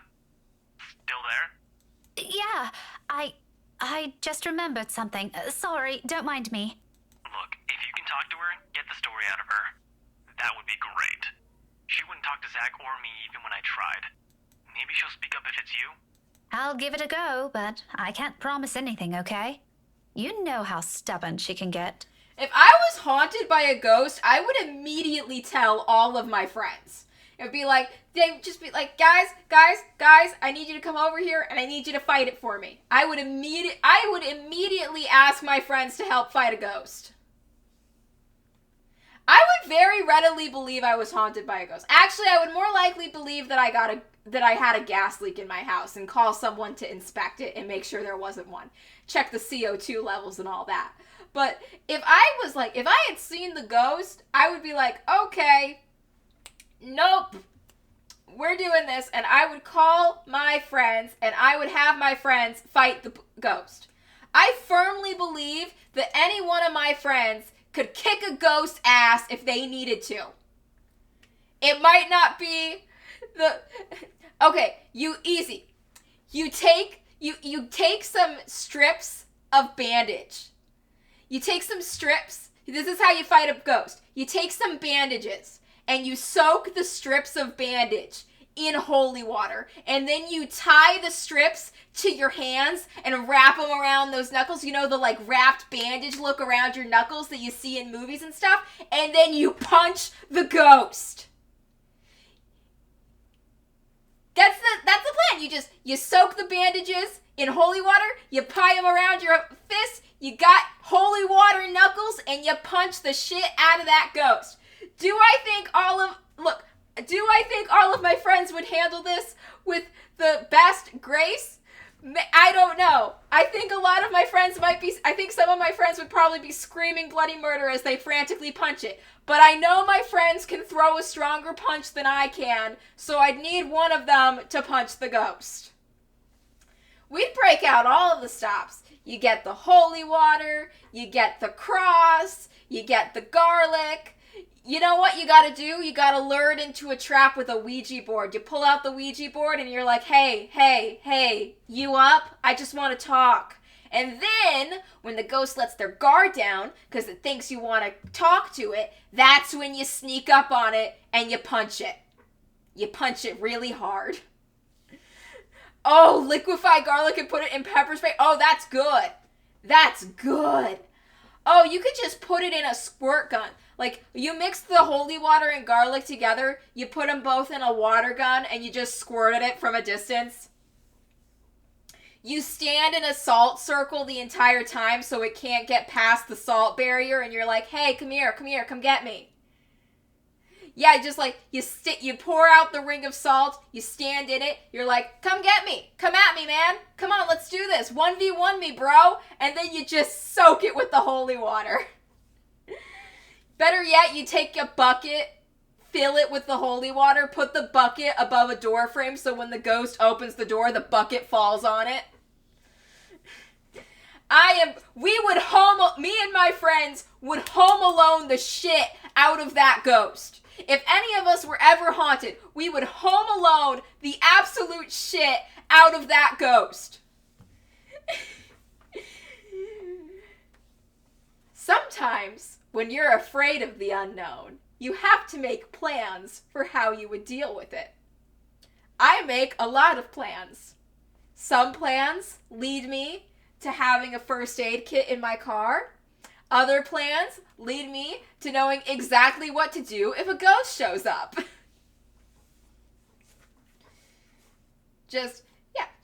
We got it. This is, ghosts think, the only thing the ghost has an advantage over you on is if you don't know it.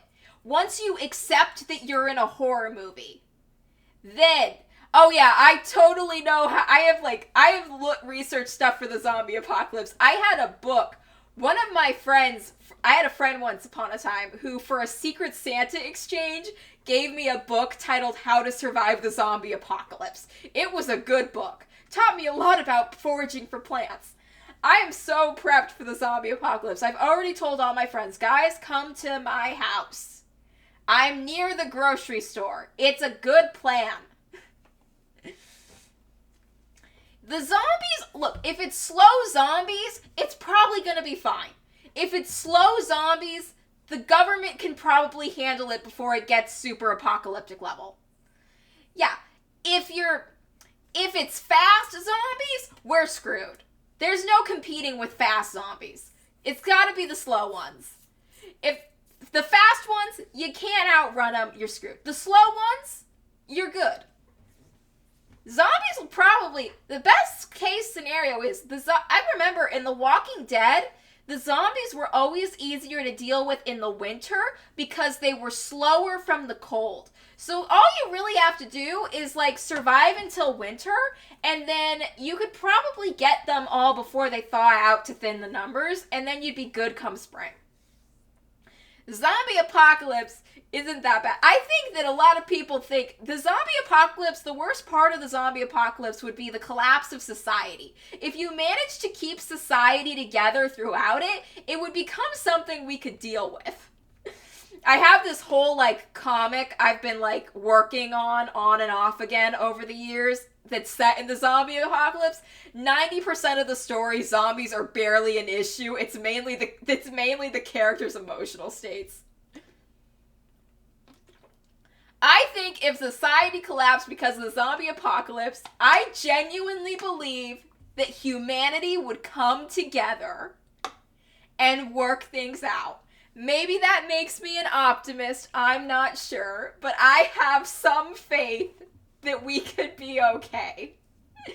I feel like the common enemy of the undead would help us. Some humans will probably fight each other while fighting the zombies. And there will definitely be humans getting themselves infected because they try to get with the zombies. It's like there are people that want to get with werewolves and vampires. I think they'd go for a zombie. I think a lot of people would be like, oh, remember that movie? There was a movie called Warm Bodies. That was what it was called. And a girl fell in love with a zombie in that movie. I am pretty sure that if zombies happened, a lot of people would be trying to like get them to gain retouch with their humanity and bring them back somehow. People would probably do it. I'm like, okay, I love how I was like, I have faith in humanity that we'd come together in the apocalypse, and I was also like, I also believe there would be people that would try this. Look, Snow White taught us that if you see a corpse, you should kiss it and it'll come back to life. Someone would try that with a zombie.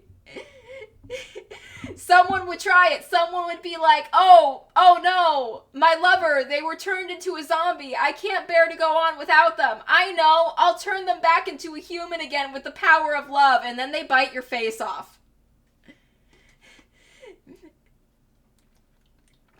It'd be like, oh god, it'd be like Zombieland where he was like writing down the rules. It'd be like it's like, Rule 69, don't fuck the zombies.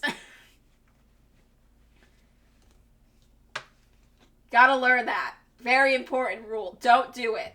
Don't fuck the zombies. Don't fuck the vampires. Don't fuck the werewolves. You will get eaten.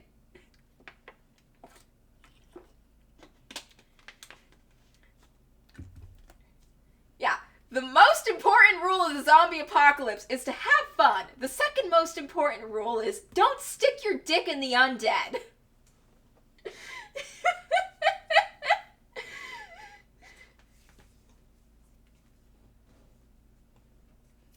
Yeah, just like bright red letters just like up on the script like, don't do it. It's a bad idea. And there was immediately going to be one guy in the group who's like, don't tell me what to do. I think I have a handle on this. And it's like, stop it. It's like, you don't understand. She's been giving me eyes across the room all night. It's like, yeah, because she wants to eat your brains. And I don't know why she does. You clearly don't have one if you're gonna flirt with the zombie. Oh god, first guy you lose in the zombie apocalypse. You know what? I feel like maybe that's how he'd want to go out. Because at least it'd be a memorable death. Yep, just be like, okay, bye Kevin, have fun. I wish I could say it was nice knowing you, but honestly, I don't know how you wormed your way into this friend group, and I'm not gonna be that sorry to see you go.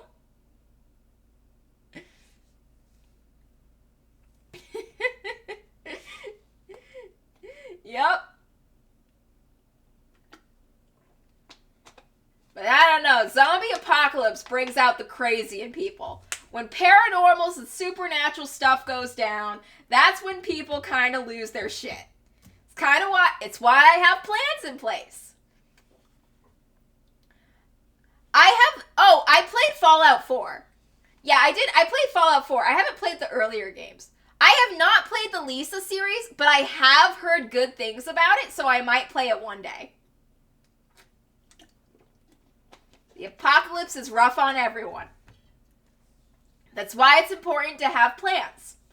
Like how you're gonna fight a ghost.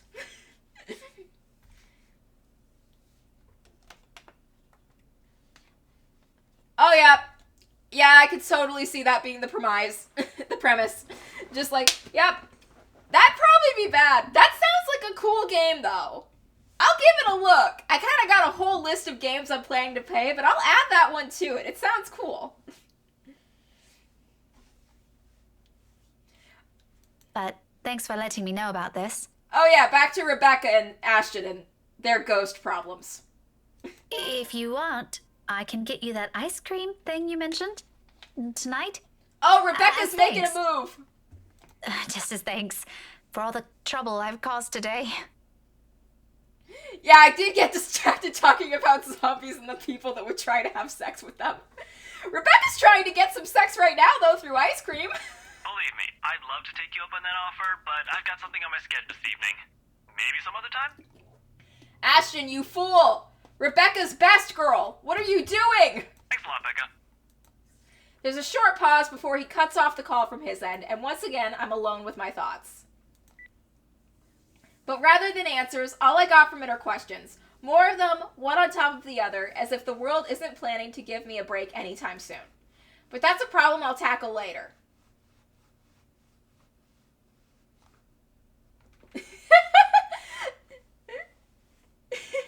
The timer on the phones in this game keep going even if you don't press to click through the dialogue.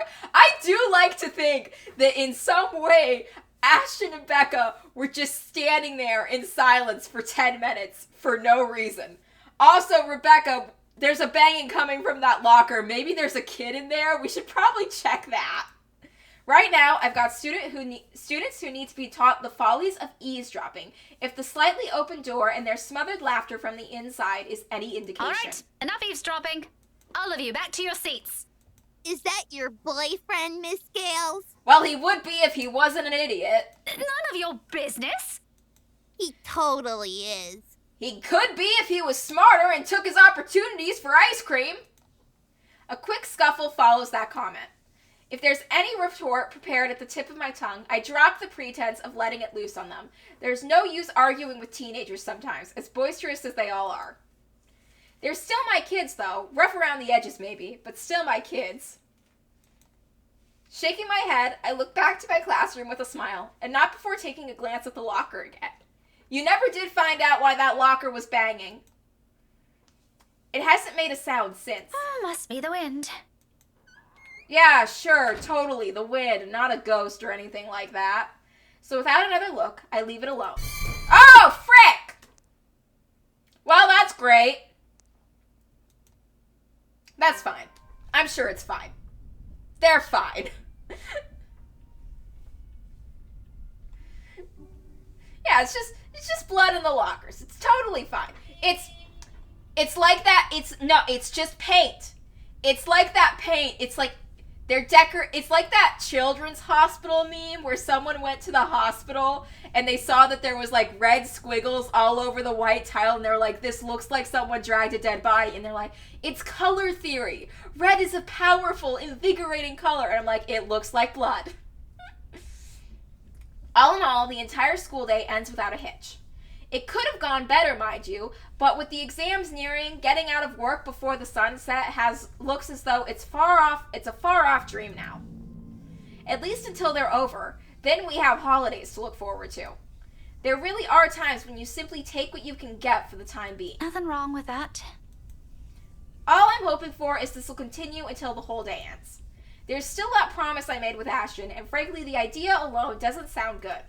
If Isabella didn't talk to them, what makes them think that she'll talk to me? It's not like there's a hierarchy here, you know? Never underestimate the sacred rules of girl talk.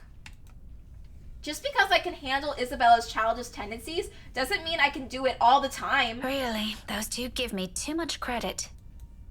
Nevertheless, I'm keeping my fingers crossed, if only because I'm also worried about her, and both Zachary and Ashton deem it important that somebody get the story out of her.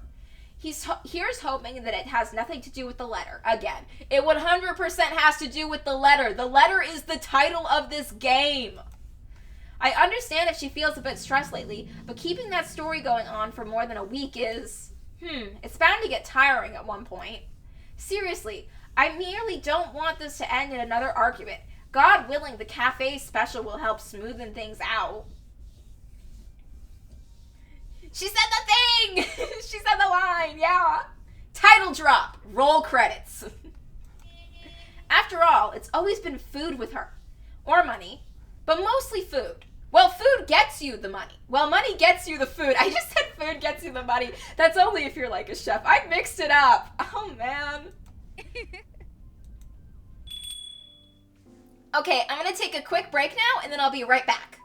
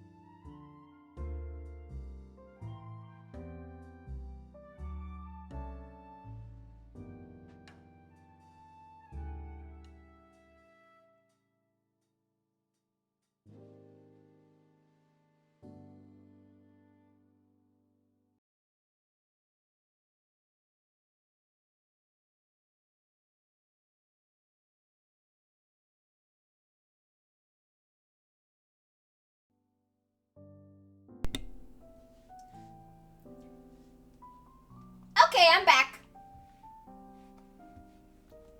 At this hour, the cafe is usually filled to the brim with people. It's the reason Isabella and I rarely go here during the evenings. It's simply too much of a hassle that we can prepare food for ourselves in the comfort of our homes, and there really isn't much reason to eat out lately. What with life going on a busy streak, no time for long limes, better hoping to spend that doing something productive, yes? Lucky there isn't one tonight. Only a few people are idling around the counter. 4 of them, in fact, a woman in her 60s and a teenager busy with his phone, both just waiting to be served their orders. Oh, garlic grenades! Yeah, we just like set up a bunch of garlic. Oh my god. You know how you can take that soda, and if you put like that special like mint in it or whatever, then it makes the soda explode? What if I think it's a menthol, right? You put it in the soda and shake it up, and it just and the whole soda thing explodes. Imagine you Coke with menthol. You take that and you mix in, and you take a bunch of cloves of garlic and you put them in the Coke, and then you put the menthol in, and then you throw it in, and then you have Coke and garlic exploding everywhere. The ghosts wouldn't stand a chance. Vampires wouldn't stand a chance either. Take that, Dracula.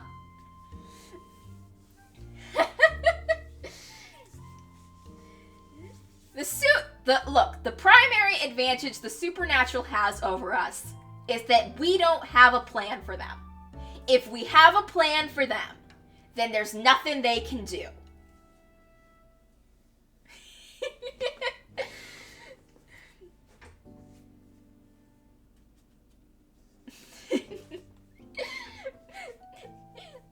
Just throwing the garlic all over them. They don't stand a chance. The main benefit Dracula had was that he was just tormenting one dude in his mansion. Like, once he left his mansion, that's when things started going bad for him. Because that's when other people got involved and they strategized. No supernatural entity stands any chance against someone with a plan. Yeah, Dracula had issues. It's like, dude. You're doing fine. Why do you want to move? Oh god. Now everything's escalated. The other two, a posh-looking man and a child who I immediately recognize as Kylie, appear to have not yet picked anything they want. Aw, I love when Kylie shows up. She's so cute. She looks just like a little marionette from Miraculous Ladybug, and that endears me so much to her. For some reason, my stare lingers at the guy. Though dressed relatively well and looks harmless, I haven't seen him around these parts before. Oh my god, yes. Well, Kylie is a ridiculously cute character. She is. Someone new in the neighborhood, perhaps? Even so, there's something familiar in him. It feels like I've seen him somewhere before. That also brings the question of why Kylie is with him. Of course, the girl easily takes a liking to anyone who buys her sweets, so it's a bit worrisome and unsurprising. The blonde bloke doesn't look particularly thrilled with the company, though. I tear my eyes away from them soon enough once the guy at the counter appears, ready to take my order. That, and I'd also hate to be accused of ogling strangers. 2, evening special, takeout. He's already punching in the order before I even finish. Saying my order out loud is really more of a formality's sake, and I'm made out of habit. He has known Isabella and I long enough that whenever we drop by, he already knows it's always because I'm buying dinner for the two of us. I rarely visit here alone, and I can't help but Isabella can sometimes be a bad influence. I like that there's a bicycle on the wall.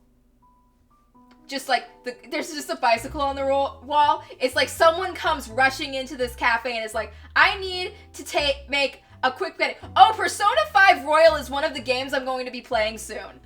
I have it planned for later, but it is on my list. It's gonna be soon. Oh wait, there's a second bicycle? Oh my god, 2 bicycles! You just run in here.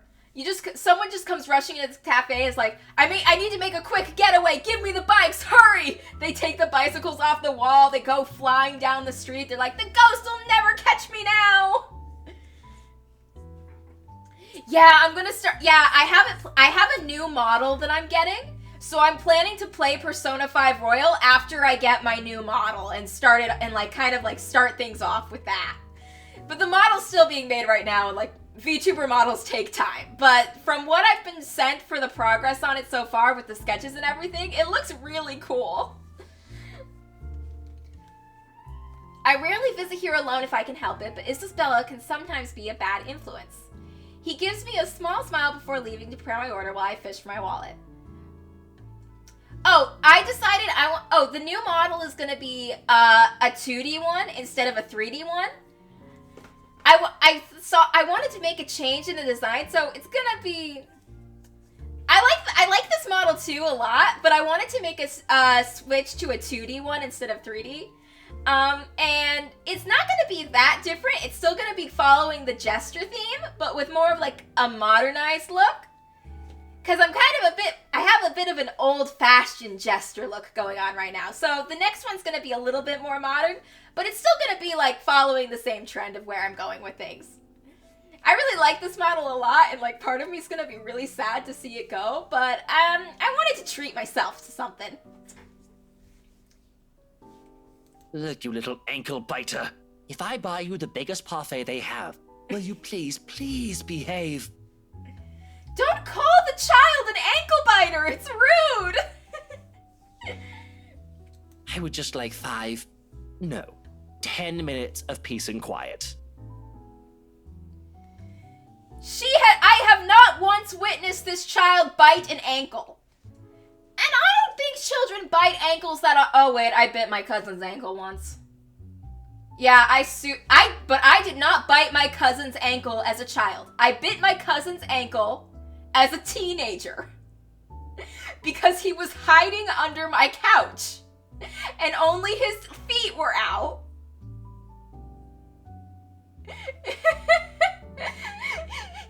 He was trying to scare me. He wanted to hide and sneak up on me, and I saw his feet from underneath the couch, so I got down and I bit his ankle.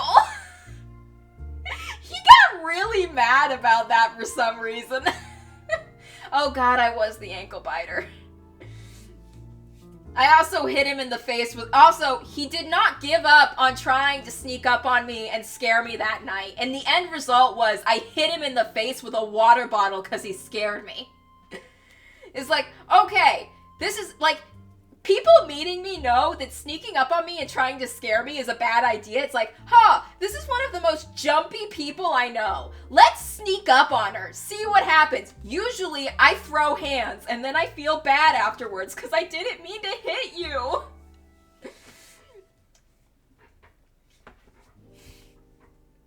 You said you'll get me some bread pudding this time. Get her the bread pudding. Yeah, well, darling, they said they ran out of it. Oh no. That's not fair. Just pick another one so we can be on our way. Their parfait doesn't look as cute as the one my mom bought me. Parfait is just ice cream, sweetheart. It'll melt no matter how dainty it appears. In the end, it'll all look like an ugly puddle. The aesthetic of your food can be important. Oh, Kylie's upset. Now come on, just pick one. It could even be the most expensive one on that list. I don't give a shit. Watch your language in front of the child. Watch your language in front of the child! I don't care. Oh, what I would give for someone to buy you off my hands right now. What the fuck, dude?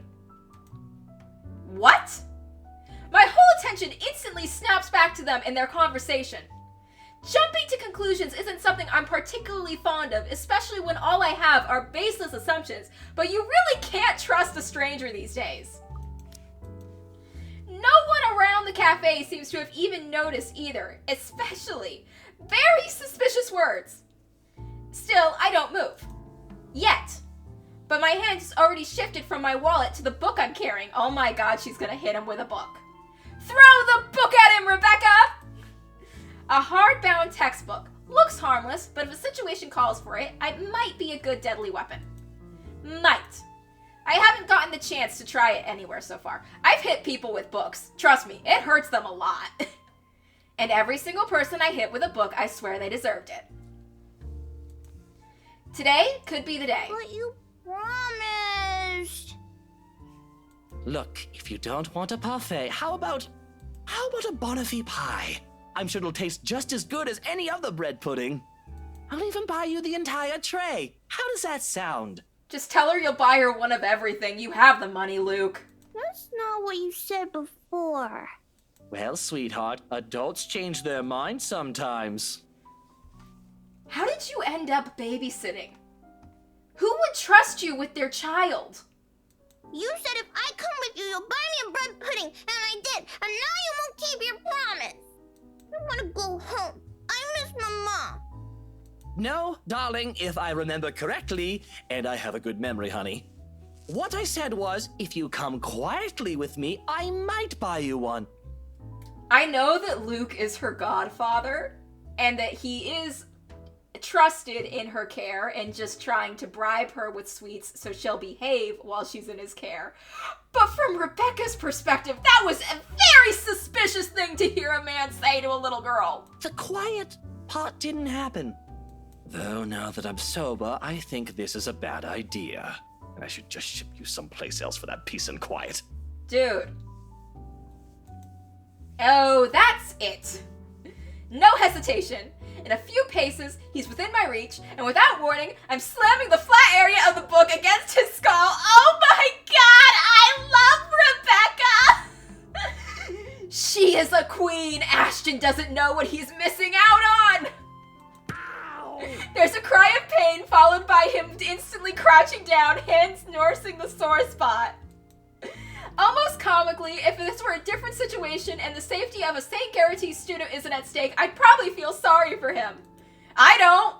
Fucker cheats on his wife. Says mean shit to people. Screw you, Luke. Eat dirt. I mean, has anyone seen how thick this book is? Get behind me, Kylie. Miss Pink! She doesn't even give a shit that he got hit with the book by her teacher! It's amusing how fast her expression changes from the pouty one earlier to something that is utter delight upon seeing me.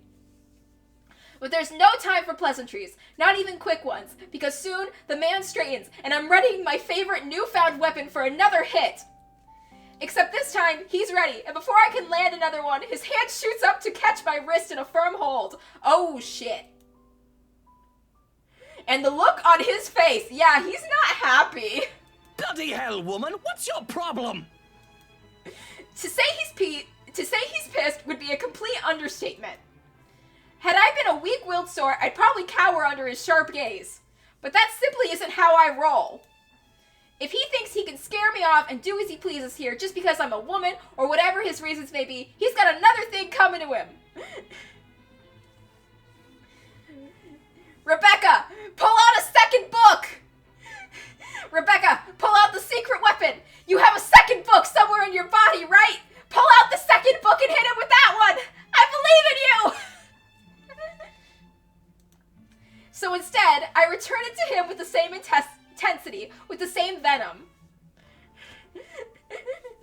Rebecca, do you have mace? I think every modern day woman carries mace on her. You should have mace.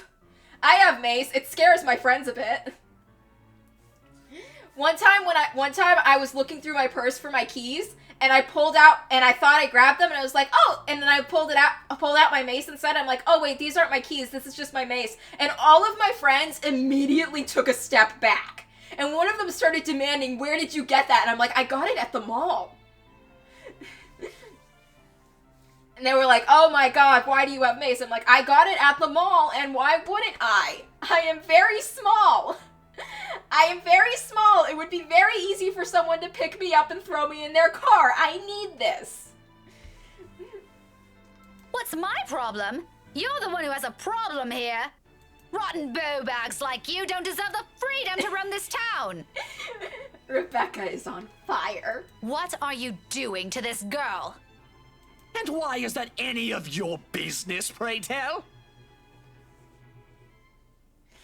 Chris Hansen is here, and he would like to ask you to take a seat over there. Oh, it's my business if I make it to be. Now, release me or I'll call the police. I don't have a mace. I I have, like, pepper spray mace. Like, I don't have an actual, like, big, heavy medieval weapon mace. I have, like, a small pepper spray mace. I do, however, have a big sword that I got from an anime convention that I keep in my room. I was like, I should get a medieval type mace now that I think about it. That'd be cool. I could hang it on my wall next to my anime posters. Oh, you think that scares me, Daisy? I have a name, you sleazy douchebag. Oh, I'm sure. His grip on my hand tightens when I attempt to shake it off. His tone may be dripping with anger and sarcasm, but the gleam in his eyes says it all. He's getting a kick out of this. Luke, do you like when a woman throws the book at you? Do you like a woman that won't hesitate to dominate you in a public setting? I mean, Rebecca's best girl, but that means she's way too good for a sleazebag like you.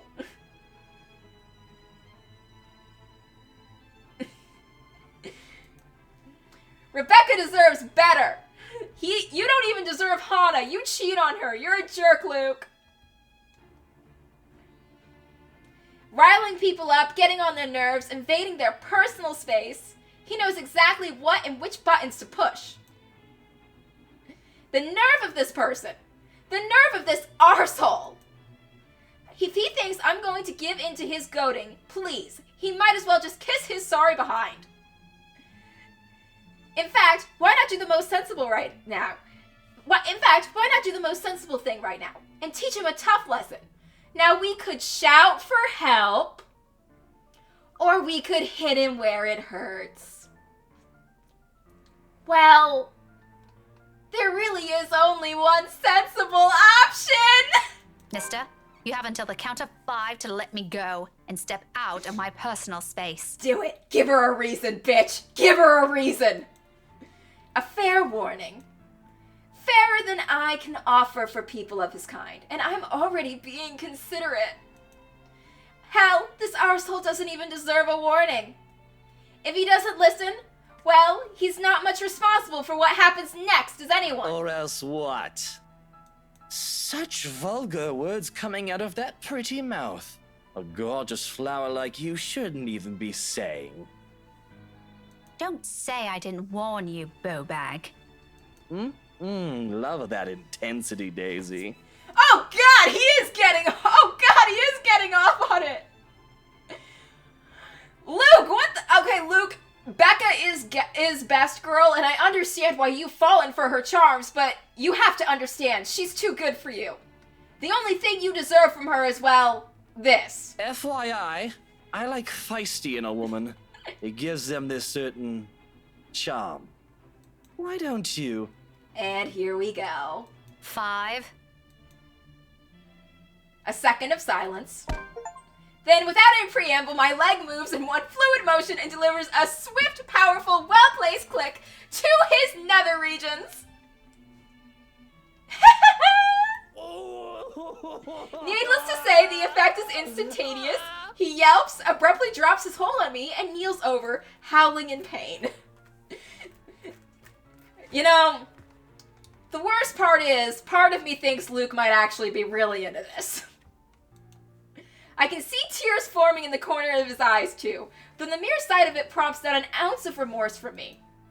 I would have been gentler if he wasn't such a dirty little prick with an ego too big for his head. Too bad. Whether this obliterates any chance of him ever procreating remains to be known, but a part of me is already praying he doesn't ever breed after this. Same. We have no need for more of him in this world. You mad woman! I am a very sane and rational woman in these decisions. I warned you, you ass. Why, you... Kylie is just so fucking chill while watching this. She's just like, well, my teacher just hit my uncle in the no-no place. It happens. This is harassment, I'm telling you! Harassment! Then why don't you tell that to the police once they get here, You despicable! Whatever you're assuming I am, I'll have you know it's all in your head. None of it's true. I know you tried to cheat on your wife, you fucker! I was there! I was there! I was there in Marion's chapter! You fucker! You don't deserve Hana. You don't deserve any beautiful woman that graces this earth with her presence. You're scum, Luke! Scum!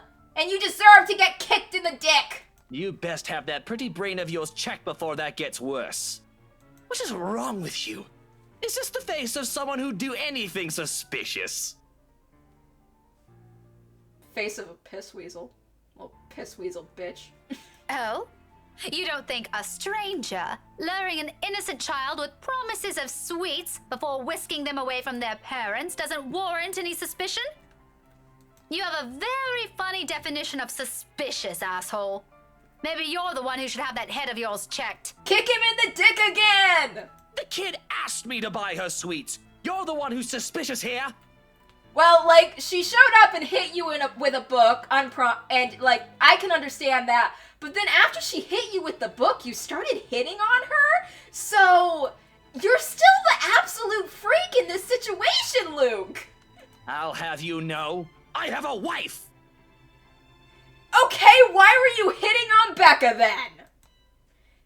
That much, at least, appears to have a sliver of truth to it. He even makes a show of brandishing his left hand to my face with much flourish. So, okay, like, how does having a wife help your case? You're basically admitting, hey, a minute ago, when I was hitting on you, I did so with a wife. Well, I had a wife at home waiting for me. Sure enough, a wedding ring is there, though. All that has earned him is an unimpressed glare from me. Immediately, a small part of me starts to feel sorry for whoever, whatever, poor woman married this sod. I don't understand why he has to bring her up either, as if the mention of her alone will magically present a solution to his problem.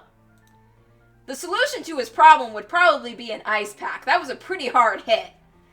She must be a truly remarkable woman if she can handle a dirtbag like him. And even my wife of all people in this bloody city, has never, I'm telling you, accused me of such a scandalous thing! You crazy woman! Luke has truly reached his limit, and it's amazing. Seeing him be such a smug asshole throughout this entire game, and finally watching him screech his head off like a little bitch because a woman kicked him in the dick is glorious. I am so happy! Married or not, you're still a sleaze. Honestly, I feel... Miss Pink, why are you fighting with my teal? Kylie is way too calm given everything that just happened. Whatever words still left to be said here dies on my tongue. The same thing goes for the sleaze. Because besides us stands Kylie, gawking at us with the same curious stare she often brings with her. I know that look all too well. A precocious child through and through. She doesn't say anything further. Her gaze simply moves between us, eyeing us both clearly, and carefully anticipating an answer. From my experience, when it gets like this with children her age, it's a sure sign they won't leave you until you've given them an answer they're satisfied with. Lying won't do either. It is dissolved into a shouting match for heaven's sake. And did she just say Tio? Yeah. Something falls straight into the pit of my stomach at that. But my tone is gentle when I finally address her, void of any apprehension and what might be the first hints of embarrassment. I pointedly ignore the later and care very well. It can very well just be the hunger speaking. Kylie, sweetie, do you know this oaf? Yeah, he's Teal Luke. Right at that moment, my brain stops. Every line of thought, every argument I still have against the man beside me dissipates in a haze. Amidst it all, one memory gets triggered from a few days ago. Tio? The one you mentioned before? The uncle? The guy Rowan wanted to impress? Or was that a dare? I'm sorry, I can't recall. Is it the one who promised he'll take Big Brother someplace cool? Yeah, the one in the Don't you know who he is? I sure as hell don't, darling! Because if I do, I wouldn't have let everything I said earlier come out of my mouth. He's my Tio Luke, gazillionaire extraordinaire, and no, the fairy godfather. He's your godfather. That's... And it is very acceptable for him to be taking her out for sweets and not suspicious and not something you need to call the police about. That's nice. The one and only. Did I get that right, Tio? More than right, sweetheart. I'm sure Miss Pink here understood everything you said quite perfectly. I am genuinely surprised Luke is still standing. Whatever it is that landed at the bottom of my stomach has shot straight up to my face and stayed there. The heat from it is slowly spreading to my cheeks, coloring my face almost the same shade as my hair. If only the earth would swallow me whole here and now. His eyes are on me. I can feel them, jeering, mocking. I can't even bring myself to look at him. What's in there? Amusement? I doubt it. He's probably having the time of his life right now. But I know I can hear the sneer in his tone when he talks. He has that smug grin on him, which I may or may not want to punch off his face at present, just for the hell of it. But damage control. Yeah. This was assault. We could actually get in trouble. But I don't want to apologize to Luke. I'd rather die than apologize to Luke. So I'll apologize to Kylie. Of course, an apology is the most appropriate thing to say. But no matter how much I will myself to do it, my own body refuses to budge, my own mouth refuses to open, and my head rejects the idea of looking at him. No apology for an asshole. Not to mention someone with an ego too big for his head.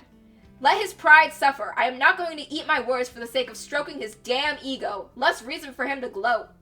Kylie, however, I owe an explanation. Don't worry, Kylie. I'm not fighting with your Tio. This is just, a discussion. A very serious discussion between a very mature adult and one that's not. Becca, she saw you hit him with a book and then hit him in the nads. Really? But I've never seen Tio angry before. It's because he's losing the argument.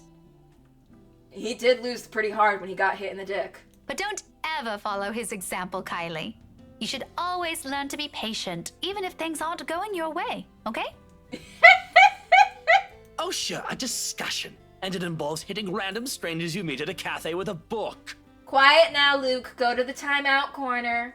A hard-bound book. Mind you, the little me hasn't recovered yet. Oh, please. Little you wasn't doing much anyway. If my future generation never survives from this, we are going to have more than words, woman! Isn't your wife's friend pregnant and accusing you of being the father? I think your future generation has more pressing concerns at the moment than you getting a swift kick to the gonads. I don't allow Kylie to hear his tirade and cover both of her ears with my hands. As fond as she is of the man, there are words that he shouldn't be saying in front of a child. How can he not know about that? More importantly, how on earth did something like him become a godfather? Who allowed it? Maybe I should talk to Mrs. Suarez about it. Warn her how he's not a good influence for her children. Language! How can you use such crude words in front of her? Your goddaughter can hear you, for heaven's sake. Oh, and you didn't. If I remember everything correctly, you called me a rotten beau. So you're going to repeat it in front of her, just to make a point? What, are you 5? Even 5-year-olds are more sensible than you. Even Isabella, I can say that with much certainty. Even 5-year-olds are more sensible than you. See what I mean? Are you fighting again? Oh, no. Like I said, we were just having a discussion. We're actually done now. Rebecca doesn't fight. Rebecca wins, and she doesn't stop winning. But you need to promise Miss Pink you will never grow up like this guy. Good kids don't do what he's doing. Yeah, he's cheating on his wife. But I like Tio. Do you like Hana? He cheats on her and makes her cry. And I'm quite sure Tio likes you too. But liking people is different. Just because you like him doesn't mean you have to be like him. There are better role models for you aside from him. Like you? Yes! Not exactly what I'm trying to get at. But if that's what you want, I don't see why not. Okay, I want to be like Miss Pink someday. I want to be a teacher. And I want to hit men where it hurts. And I promise I won't be like Tio, even if he's a gazillionaire. Wow. Turning my own goddaughter against me. Well, you're the one that didn't get her the pudding bread she wanted. How mature of you, Miss Pink. His tone makes me pause. For the first time since this talk started, I look at him. Briefly, something flashes behind his eyes. Something close to what might be an expectation falling. Dismay? I can't be sure. It passes almost as soon as it appears. What's that about? Does he actually like having Kylie around? It doesn't seem like it from the get-go, but if the fond smile is on him is anything to judge by, then maybe... Don't worry, Tio. If you buy me bread pudding tonight, I'll like you again. Just go to a different cafe that doesn't have it sold out. Aw, if that's all it takes, consider it done, sweetheart. We might have to find another place to buy it from, though. Somewhere safe, where a random crazy woman isn't going to attack us out of the blue. Let's go. Okay. Bye, Miss Pink. I still like you, just not more than Tio anymore. See you. Kylie's already pulling him to the cafe's exit before I can protest on it. And Luke is walking with a noticeable limp because he has not recovered. Although, it's not like there's anything to object further on. I may view that man, Luke, as someone hateful, maybe to the point of seeing him as an eyesore, but I don't think that'll have any bearing on what the child thinks of him. When you think about that, if she admires him so much like that, then maybe there's still something agreeable in him. A part of him that only Kylie sees. Yeah, the part of him that buys her expensive things. He still has the gall to wink at me before they both disappear behind the door, so maybe not. Luke does want to be dominated by a woman in a public setting. Oh god, he did like getting kicked in the dick. However, there's no moment to ponder about it. Seconds later, the guy at the counter waves me over and hands me my paper bag as soon as I've paid. It's like, yeah, all the other patrons here just decided to ignore that scene. They're like, not my problem, not my circus, not my monkeys. He offers me another smile before I leave. Normally, I return it simply for the sake of returning it, or I don't at all, with the later happening more commonly. But for the time being, I do so freely. After that encounter and the scene we've caused, seeing a friendly gesture being extended to me, albeit from a person I barely know on a personal level, I feel like reassured. It's like the thing keeps happening, where I keep playing. It happened when I was playing 9 Hours, 9 Persons, 9 Doors 2. There's a character I like. I think she's best girl. The villain also says he likes her because she's feisty. And I have to have a moment where even though I loathe the man, I kind of want to give him a fist bump for having the same taste in women as me. It feels like a reassurance despite bearing no promise of better days. I take what little I can of it, and as I step out into the night. A cloudless night sky greets me when I walk out of the cafe. Beyond the tall buildings, a blanket of stars spreads out before me. Isabella once told me that the best place to view is someplace outside the city, away from the noise and obtrusive lights. She'd seen it once in her mom's hometown, and another time in the university she used to attend. Then she asked if it's possible to try it out here sometime. I agreed with her at the time, if only because she appeared excited at the mere prospect of it. We made those little plans along with Zachary and Ashton. Though, up until now, we never got around to it.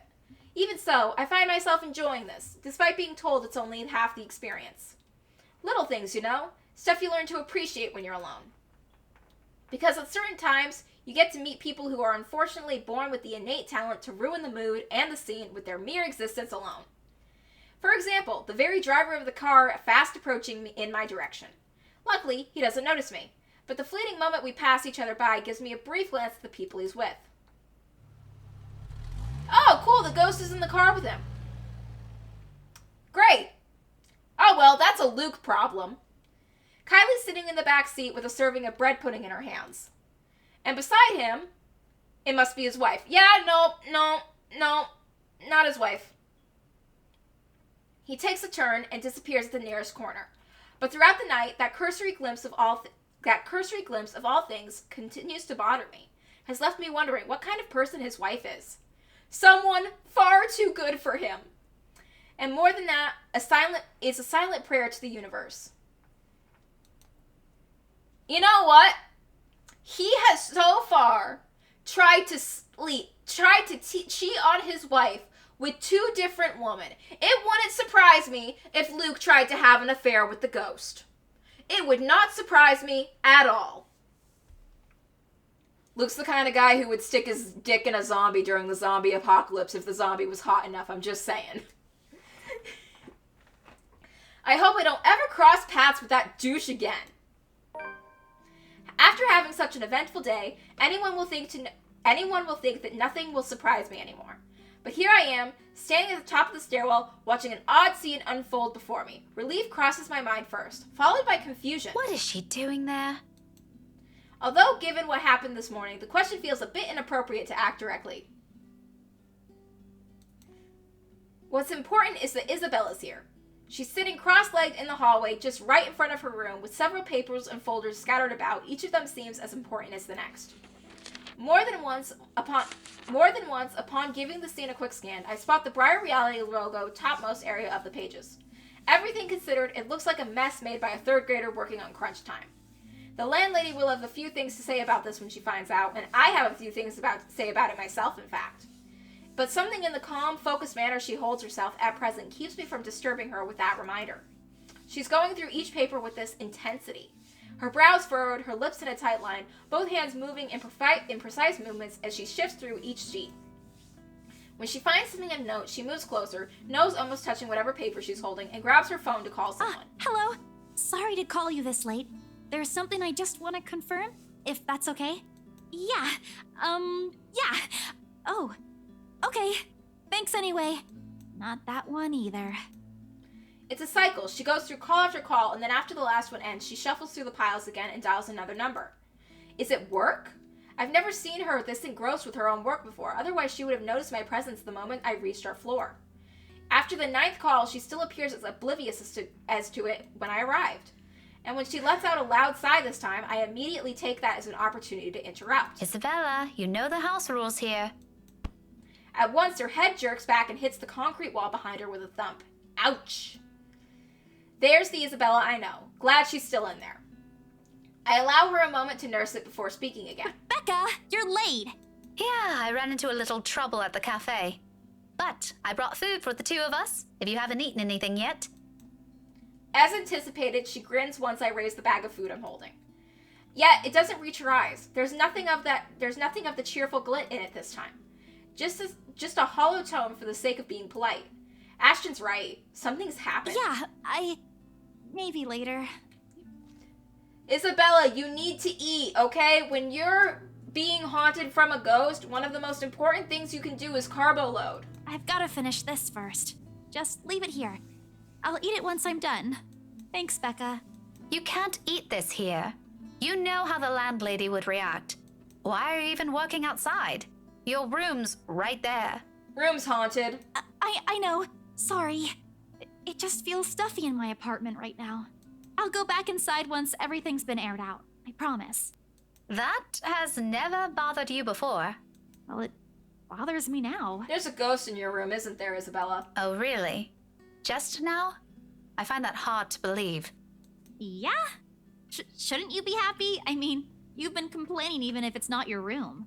Now I know how you're feeling when it's messy, so I'm going to clean. Isn't that a good thing? The ghost was hiding in the ramen noodle cups, wasn't it? In spite of what's supposed to be good news, an exhale comes from me, drawn out and slow. It's a good thing, Isabella. Believe me. But you're as bad as Zachary at lying. What's really going on? She hastily averts her eyes, a surefire indicator this is going to be one of those lengthy conversations that can possibly end with the other person angry. Again, it's the one thing I'd like to avoid tonight at all costs. Still, I've made a promise to Ashton and Zachary. If she didn't talk to them, who else is she going to talk to? If she keeps this all to herself, who knows what will happen? Isabella, you can tell me. Is it about your family? A slight movement of her lips, although a frown, is a reaction at least. I'm getting there. Rose? She merely shakes her head. Just a little more. Come on, I know something happened. I don't know if it's because of Rose, but I know it's related to her somehow. You weren't here when I visited this morning, and both Zachary and Ashton are worried about you. If you don't want to tell them, you can tell me. Does it have something to do with work? Office? If I didn't know her, I might have missed it. She shifts then, her fists clenching tight and her teeth biting her lower lip, and there's fear. The look of terror in her is the last thing I expected to see out of everything. Her mouth trembles briefly before she opens them, and when she finally voices it out, the words simply spill out of her mouth. One after another. All of it. True to what I've promised her, I listen. Because this is something she's been keeping to herself, even from the two most dependable people I know. The fact that she chooses to tell me speaks a lot to me. Becca, she was there again. Last night? In the office? Boss passed me all of Rose's Lurk load yesterday. For the Ermengarde mansion.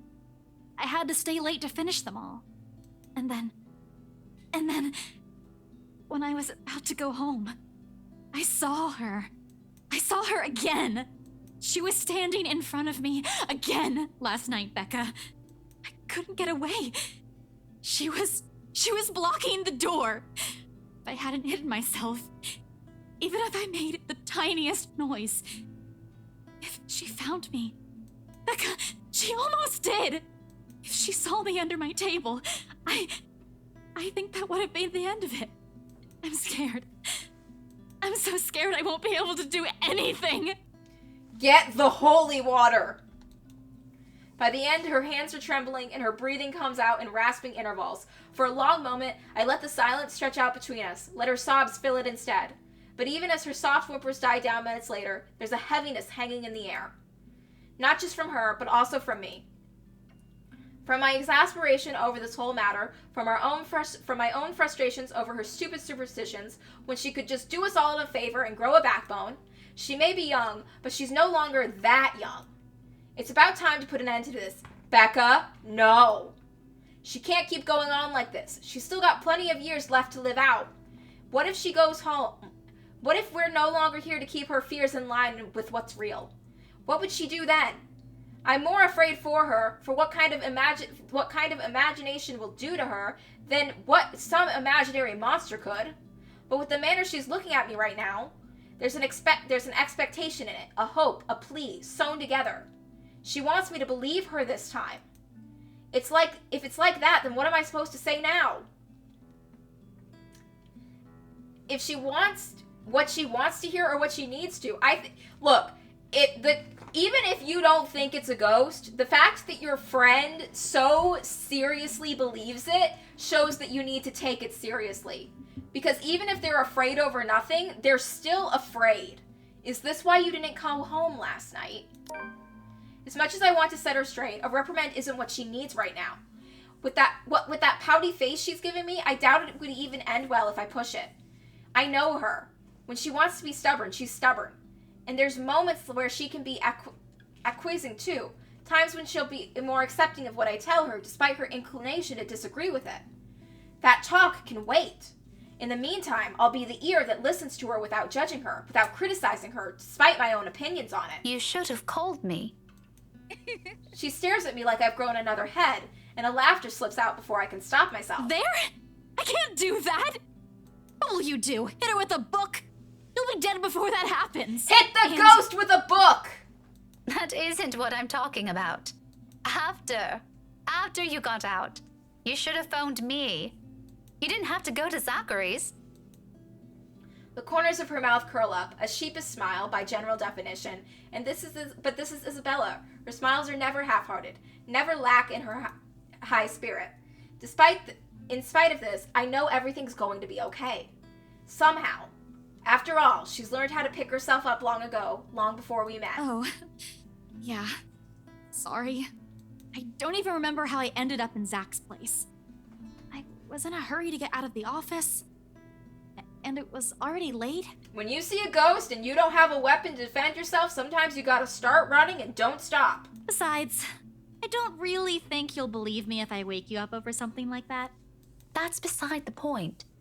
True or not, there are people who will always be concerned about you. There's Zachary, but he's the first person you went to, and you didn't tell him anything. You just slept there. There's Ashton too, and me. But how do you think I'll be able to explain to your aunt or your family if you suddenly disappeared? Think about that. Right. I'll remember that next time. Then she grins.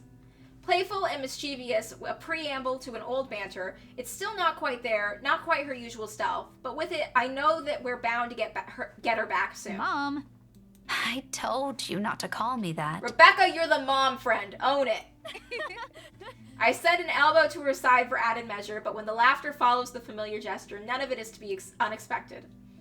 This is what's comfortable. This is how we found an equal ground despite our stark differences. So for the moment, I accept things as they are. Afterwards, a hush stretches out before us. For Isabella, this is rare. This isn't her.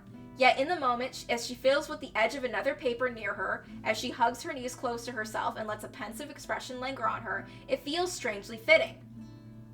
As if this is where everything's supposed to lead if we allowed it to long ago. Seconds later, the moment is broken by the sound of a door easing open and a voice begging some little piece. How many times have I told you girls not to loiter around the hallway? It's noisy. Some people here are trying to sleep. Oh God, you pissed off your landlady, and she's much scarier than any ghost could hope to be. Quiet down or go do your talking inside. I'm pinning a memo to your door the next time this happens. Millennials. Sorry, we won't do it again. You'd better. Okay, boomer. The door closes and Isabella starts gathering the mess she's made, carefully stacking them all in her arm. At a loss for what to do, I help her pick them, and for the first time, I get a closer look at it. Completely unintentional, of course, but it catches my attention nevertheless, and a confused frown makes its way to my face. Why is she looking through this? I look to her for an explanation, but she merely ignores the question in my eye and takes the paper off my hands before finishing cleaning up. The last paper she puts on top is a letter. The one she supposedly found in the mansion, and that's probably the root cause of this odd behavior. I shoot her a questioning look for that too, but all she gives me is a smile. And in a halting tone, so completely unlike her, Becca, I'll find a way out of this. You guys don't have to worry about me. Anyways, I should go. I'll see you later. Where are you going? Getting myself some food. Don't wait for me. Becca got you food! Isabella walks away before I can stop her, before I can remind her I've brought food enough for the two of us. She quickly disappears down the stairwell while I'm left standing in an empty hallway holding 2 bags of takeout. One of them will go uneaten tonight. Well, it's leftovers for later. Just an innocent passing thought. One that I don't dwell on much as I head back to my room. I ignore all of it in the same way I assumed I won't ever encounter that douche again. Thursday. Well, we've been playing for almost 3 hours now. So I think this is a pretty good stopping point for Rebecca's chapter. We'll finish it next week. But until then, thanks for joining me, and show's over!